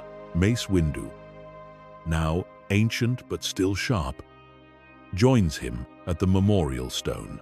"Do you think they would forgive me?" Anakin asks. The question that has haunted him for decades. "I think," Mace replies carefully, "that forgiveness was never theirs to give. It was yours to earn, and the galaxy's to witness. And in that, you've succeeded beyond anything I thought possible when I pulled you from those lava flows." They stand together in comfortable silence, two old men who've seen the best and worst of what the galaxy has to offer. Around them, children play in the garden, while their parents tend to the memorial plantings. It's a scene of peace and hope that would have been impossible to imagine during the dark years of Imperial rule. The Force is in balance, Mace observes, watching a group of younglings practice their lightsaber forms under the guidance of a Jedi instructor. Not the artificial balance the old order tried to impose, but true equilibrium, light and dark, emotion and logic, attachment and duty, all working together in harmony. Prophecies are funny things, Anakin muses, thinking back to the ancient words that spoke of a chosen one who would bring balance to the Force. We always assumed it meant destroying the Sith, eliminating the dark side entirely. But maybe true balance means understanding that darkness will always exist and choosing to embrace the light anyway. As they leave the memorial garden together, the setting sun casts long shadows across the carefully tended paths. But the shadows aren't ominous. They're simply part of the natural order. Darkness that gives meaning to light. Contrast that makes beauty possible. The story of Anakin Skywalker's redemption becomes one of the foundational myths of the new galactic civilization. Children grow up hearing tales of the fallen Jedi who found his way back to the light. The Sith Lord who chose love over power. The man who proved that no one is beyond salvation if they're willing to fight for it. But for Anakin himself, the most important legacy isn't the stories or the legends. It's the simple knowledge that he lived long enough to see his children grow into remarkable adults, to hold his grandchildren in his arms, to witness the galaxy choose hope over fear. When death finally comes for him, decades after that day on Mustafar, when Mace Windu chose mercy over justice, Anakin faces it with peace in his heart. He's lived long enough to see the younglings' dreams fulfilled through new generations of Jedi, long enough to witness the galaxy heal from the wounds of war and oppression. His final words, spoken to Luke and Leia as they keep vigil beside his bed, are simple but profound. The light will always find a way, as long as there are those willing to carry it forward. And in the days and years that follow, as the galaxy continues to grow and change and face new challenges, those words prove prophetic. The light does find a way, carried forward by beings who understand that redemption is always possible, that love is stronger than fear, and that even the darkest soul can find its way back to the light if someone is willing to offer them the chance. That's our theory. The Star Wars universe is a galaxy filled with exciting stories and possibilities, and we love exploring them. If you want to accompany us on this journey to a galaxy far, far away, then please like, share, and subscribe to our channel. The facility's staff are prepared to evacuate, but there's no way they can move the patients quickly enough to escape Imperial blockade. Hundreds of innocent beings, medical staff, other patients, even the younglings who've been brought here for treatment, will die if Jarek decides to simply destroy the base rather than risk Anakin's escape. Standing in the medical bay where he spent months recovering, watching technicians prepare evacuation pods that might save a few dozen lives at most, Anakin makes his choice. He spent half a year learning to live with his guilt, to find some way to atone for the unforgivable. Now, he has the chance to put that redemption to the test. "I won't let them die for my crimes," he tells Mace, strapping on the prosthetic legs that will let him stand and fight. "If this is where I make my final stand, then so be it. At least, this time, I'll be fighting for something worth dying for." We make our stand. Mace corrects him, igniting his new lightsaber, a green blade he constructed from crystals found in the asteroid base's geological surveys. Together, the battle that follows is unlike anything either man has experienced before. Jarek brings with him a cadre of dark side adepts, former Jedi, who turned to serve the Empire. Inquisitors trained specifically to hunt down Force users, and elite stormtroopers equipped with cortosis weapons designed to counter lightsabers. Anakin and Mace position themselves at the facility's main entrance, creating a bottleneck that forces the Imperial forces to come at them in smaller groups. But even working together, they're massively outnumbered. Anakin, still adjusting to his new prosthetics and weakened by months of medical treatment, fights with a controlled desperation that's both beautiful and heartbreaking to witness. Gone is the flashy, aggressive style that once defined him. In its place is something more measured, more thoughtful. Every move is calculated to protect rather than destroy, to defend rather than attack.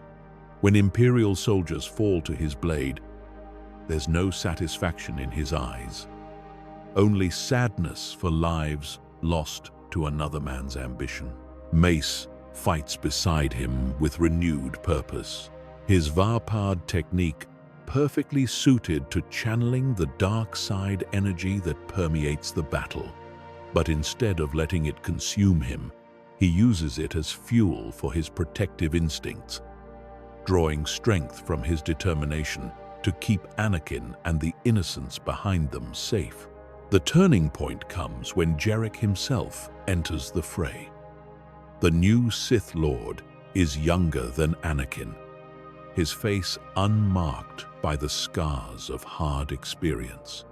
He carries himself with the arrogant confidence of someone who's never truly been tested, never faced the consequences of real failure. "So you're the famous Anakin Skywalker," Jarek sneers, his red lightsaber casting bloody shadows on the medical bay walls. "The chosen one, who couldn't even choose correctly. Palpatine told me all about you. how you knelt before him, how you begged for the power to save your precious wife. The old Anakin would have risen to the bait, would have let anger fuel his strength and clouded his judgment.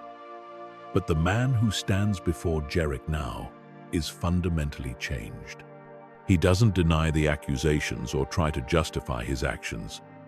Instead, he speaks with a calmness that seems to unnerve the younger Sith. "You're right," Anakin says simply.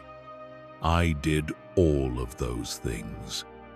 I destroyed the Jedi Order, murdered children, and betrayed everyone who ever trusted me. But I also learned something you haven't yet. Power that comes from hatred and fear is ultimately hollow. It consumes everything you're trying to protect. The duel that follows is brutal in its intensity, but almost meditative in its precision.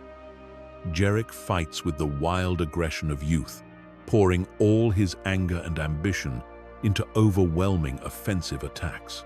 Anakin responds with the hard-won wisdom of someone who's seen where that path leads, defending patiently, wearing down his opponent's strength while conserving his own. When Mace joins the fight, the dynamic shifts completely. The two Jedi Masters move together with perfect synchronization, their fighting styles complementing each other in ways that would have been impossible during Anakin's time as a Sith. Mace's controlled aggression creates openings that Anakin exploits with surgical precision. Anakin's defensive mastery protects Mace's flanks, while he channels his opponent's dark side energy into his own attacks. But Jarek is cunning as well as powerful.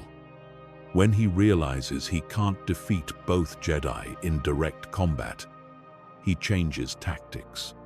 Reaching out with the Force, he begins to collapse portions of the medical facility's structure, threatening to crush the evacuation pods where civilians are taking shelter. The choice is stark and immediate. Continue fighting Jarek and let innocents die, or break off to save them and leave themselves vulnerable to attack. For Anakin, there's no choice at all. The memory of the younglings he failed to protect drives him to throw himself between the falling debris and the evacuation pods, using every ounce of his strength to hold up tons of twisted metal while the civilians escape. It's an impossible task, even for someone with Anakin's power. The weight is too much, the structural damage too extensive. But as he strains against the crushing force, something remarkable happens. Other hands join his effort. Mace, of course, but also some of the facility's staff, who've remained behind to help with the evacuation. Even a few of the Imperial soldiers who came with Jarek seem hesitant to fire on someone so obviously trying to save innocent lives. The moment stretches into eternity, with Anakin pouring everything he has into keeping the ceiling from collapsing. His prosthetic legs buckle under the strain, sparks flying from overloaded servos. His flesh and blood arm trembles with exhaustion, but he doesn't let go, doesn't give up, doesn't allow himself to fail these people the way he failed the younglings. It's in that moment of absolute sacrifice that Jarek makes his fatal mistake. Seeing Anakin vulnerable and unable to defend himself, the young Sith Lord lunges forward with his lightsaber, aiming to end the fight with a single killing blow. But he's forgotten about Mace Windu, who intercepts the attack with his own blade and drives Jarek back with a combination that would have impressed even Master Yoda. The fight between Mace and Jarek is brief but decisive. The younger man's arrogance has made him careless, and his anger has made him predictable. When he overextends himself trying to land a dramatic finishing move, Mace sidesteps and strikes with the precision of a surgeon, his lightsaber taking Jarek's head cleanly from his shoulders. With their leader dead and the facility's civilians successfully evacuated, the remaining Imperial forces retreat. The crisis is over, but its impact on everyone involved is profound. Anakin has proven, both to himself and to others, that he's capable of choosing sacrifice over self-preservation, protection over power. Mace has learned that redemption is possible even for those who've fallen furthest into darkness. But perhaps most importantly, the galaxy has seen something that hasn't existed for years.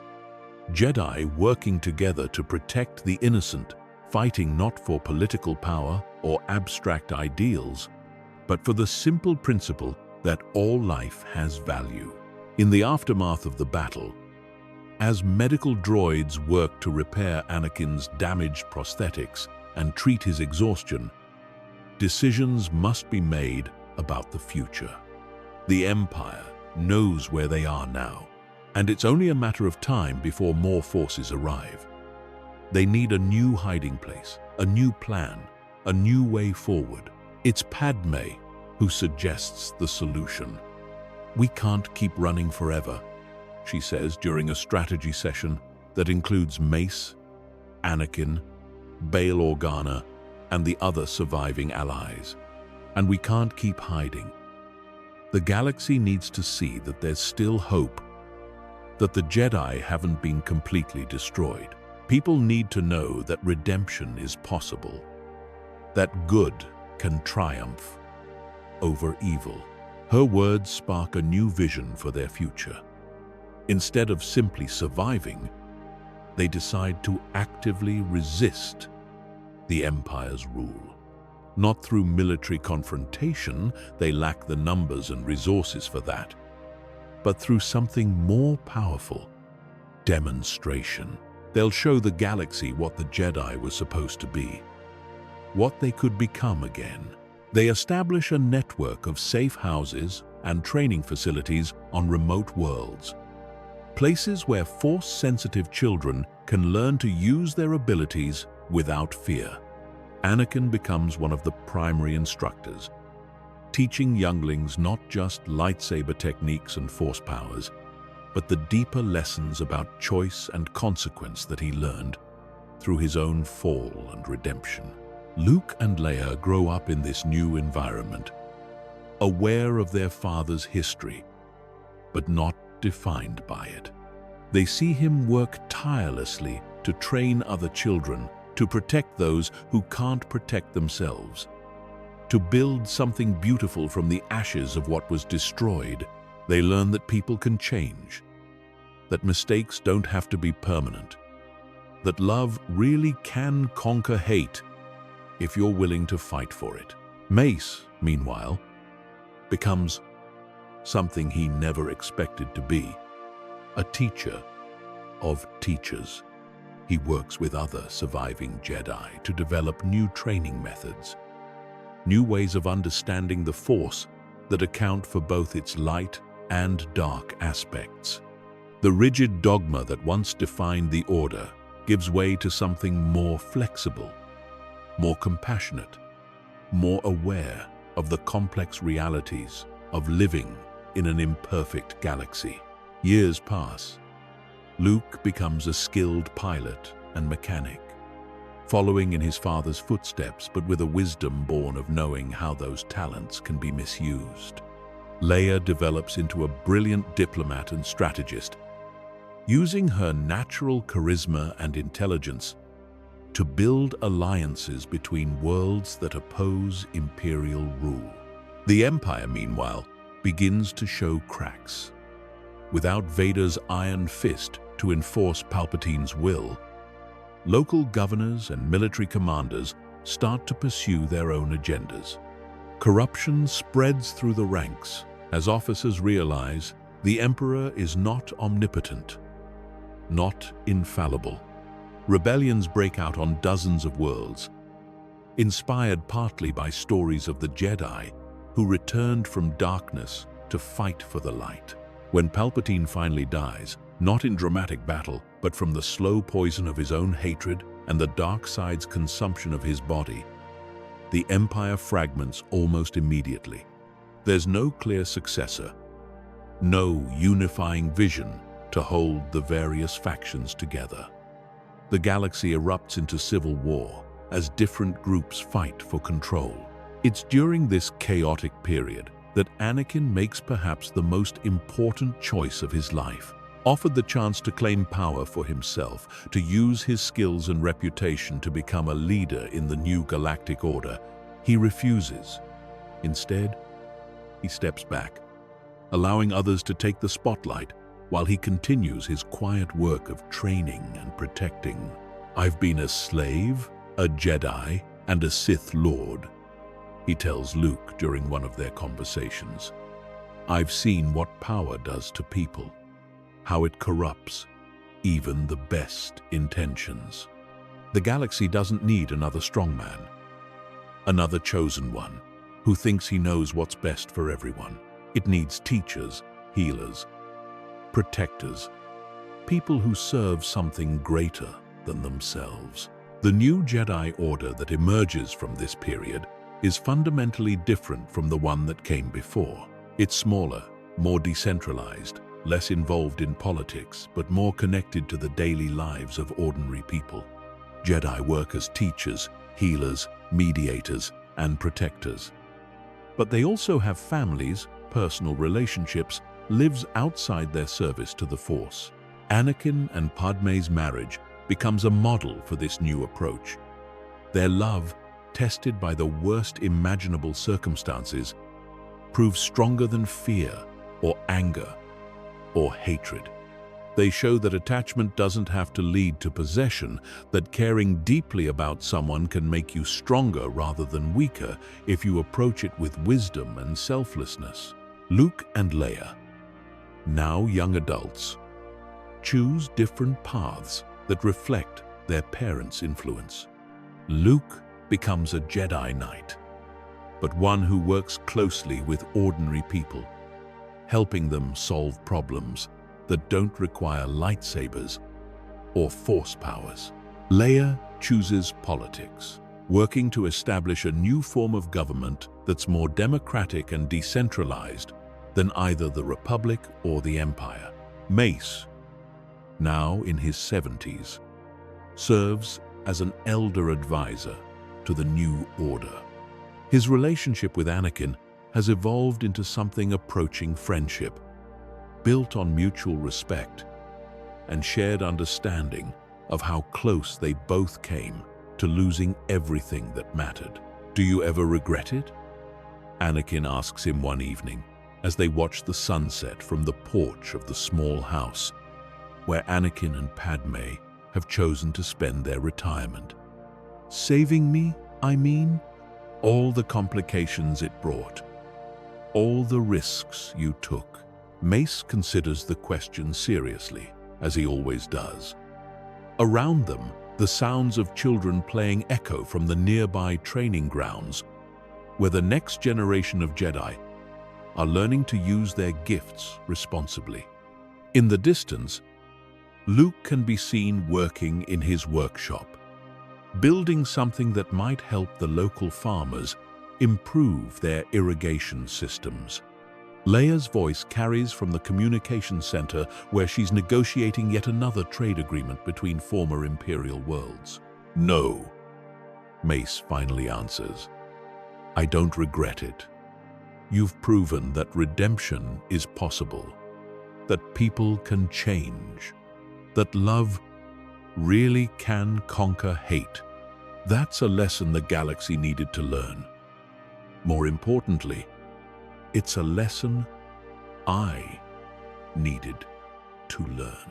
Anakin nods, his gaze drifting to where Padme sits reading in the garden. Her hair now silver, but her smile as bright as ever. "I still dream about them sometimes," he admits quietly. "The younglings, I see their faces, hear their voices. I don't think that will ever go away completely." "It shouldn't," Mace replies gently. Forgetting would be the real betrayal. Remembering them, honoring their memory by protecting other children, that's how you keep their light alive in the galaxy. As the years pass and both men grow older, their conversations often return to questions of legacy and meaning. What does it mean to be a Jedi? How do you serve the Force while still living a full human life? How do you balance justice with mercy, strength with compassion, duty with love? They don't have all the answers, but they've learned that the questions themselves are valuable. The old Jedi Order was so certain it knew the right way to live that it stopped questioning, stopped growing, stopped adapting to changing circumstances. The New Order embraces uncertainty as a strength, recognizing that wisdom comes not from having all the answers, but from continuing to search for truth with humility and openness. When Anakin is in his 70s, still strong and vital thanks to the Force-enhanced longevity that runs in his family, he makes a pilgrimage to a place he hasn't visited in decades: the ruins of the Jedi Temple on Coruscant. The building has been converted into a memorial, its halls filled with holographic displays telling the story of the Order's history, both its triumphs and its failures. Standing in the room where the younglings died, where his lightsaber first tasted innocent blood, Anakin finally allows himself to fully grieve for what was lost. Not just the lives that ended that day, but the possibilities that died with them, the futures that were cut short, the light that was extinguished from the galaxy. But he also sees the memorial plaques that line the walls, each one dedicated to a young Jedi who died during the Purge. Beneath their names and dates are descriptions of the lives they might have lived, written by the children who've grown up in the New Order. It's a way of keeping their memory alive, of ensuring that their sacrifice wasn't meaningless. Master Skywalker? A young voice asks from behind him. He turns to see a girl of perhaps 10, her lightsaber clipped to her belt, her eyes bright with curiosity and compassion. "Are you okay? You look sad." Anakin kneels down to her level, studying her face. She has the same eager expression he remembers from the younglings he failed to protect, the same trust in the goodness of the adults around her. But there's something else there too. A confidence, a strength, a sense of being truly seen and valued that the old order never quite managed to instill in its students. "I am sad," he tells her honestly. "I'm thinking about some children who died here a long time ago, and wishing I could have done more to protect them. My teacher says that sometimes the best way to honor people who died is to make sure their dreams come true for other people," the girl says with the simple wisdom of youth. "Maybe that's what you're doing now." Anakin smiles, seeing in this child's words an echo of everything he and Mace and the others have tried to build. "Maybe it is," he agrees. "What's your name?" "Ahsoka," she says proudly. "I'm named after a famous Jedi who helped start our new order. My teacher says she was brave and kind and never gave up, even when things seemed hopeless." "That sounds like the Ahsoka I knew," Anakin says softly. "She would have been proud to know there's another Jedi carrying her name." As they walk together through the memorial halls, the young Ahsoka chattering about her training and her dreams for the future, Anakin feels something he hasn't experienced in decades: true peace. The guilt will never fully leave him. The memory of his crimes will always be part of who he is. But alongside that darkness, there's light. The light of redemption earned through decades of service, the light of love that conquered fear, the light of hope that refused to be extinguished even in the galaxy's darkest hour. When Mace finds them there hours later, he sees Anakin sitting cross-legged on the floor, with a dozen younglings gathered around him, all of them listening intently as he tells them stories about the old order.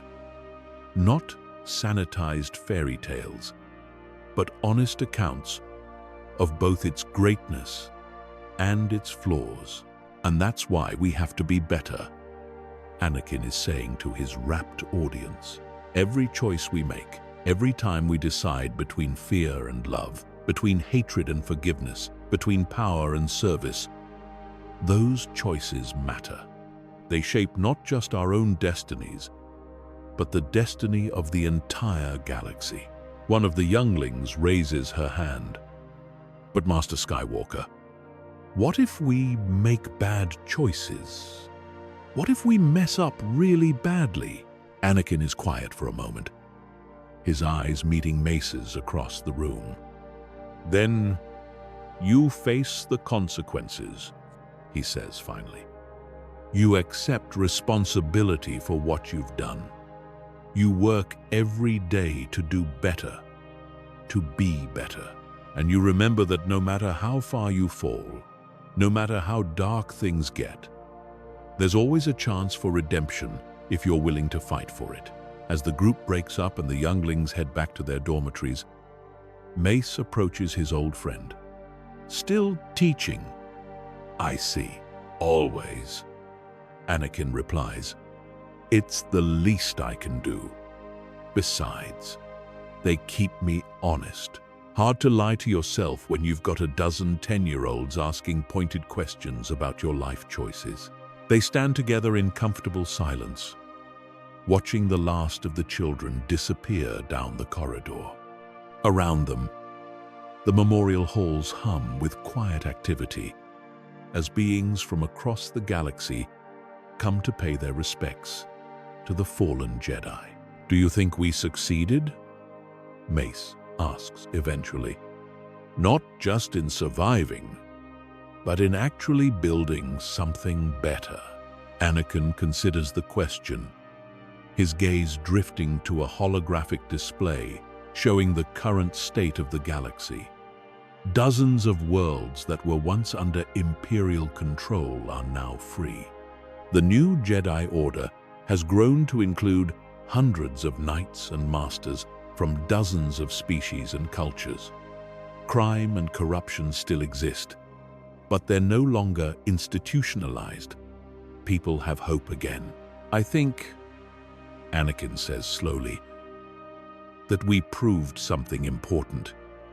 We proved that people can change, that redemption is possible, that love really is stronger than fear. We proved that the darkest moments don't have to define us, that we can choose to become something better than we were. And if someone asked you whether it was worth it, all the pain, all the struggle, all the years of guilt and rebuilding, Anakin's answer comes without hesitation. Yes. 1,000 times yes. Every child who grows up free, every world that governs itself, every person who chooses love over fear, it's all worth it. The younglings who died here didn't die for nothing. Their sacrifice planted seeds that grew into something beautiful. As they leave the memorial together, two old men who've seen the best and worst the galaxy has to offer, they pass a group of children playing in one of the temple's courtyards, human and alien, Force-sensitive and not, all of them laughing and learning together under the patient supervision of their teachers. It's a simple scene, unremarkable in its everyday joy. But to Anakin Skywalker, the former slave who became a Jedi Knight, fell to become a Sith Lord, and finally found redemption in service to others. It represents everything he's fought for. This is the future he helped build. Not perfect, but better. Not without conflict, but grounded in hope. Not free from darkness, but committed to choosing light. The Force flows around them all, no longer divided between light and dark, but finally, truly balanced. And in that balance, Anakin Skywalker, father, teacher, redeemed man, finally finds the peace that eluded him for so long. That's our theory. The Star Wars universe is a galaxy filled with exciting stories and possibilities, and we love exploring them. If you want to accompany us on this journey to a galaxy far, far away, then please like, share, and subscribe to our channel.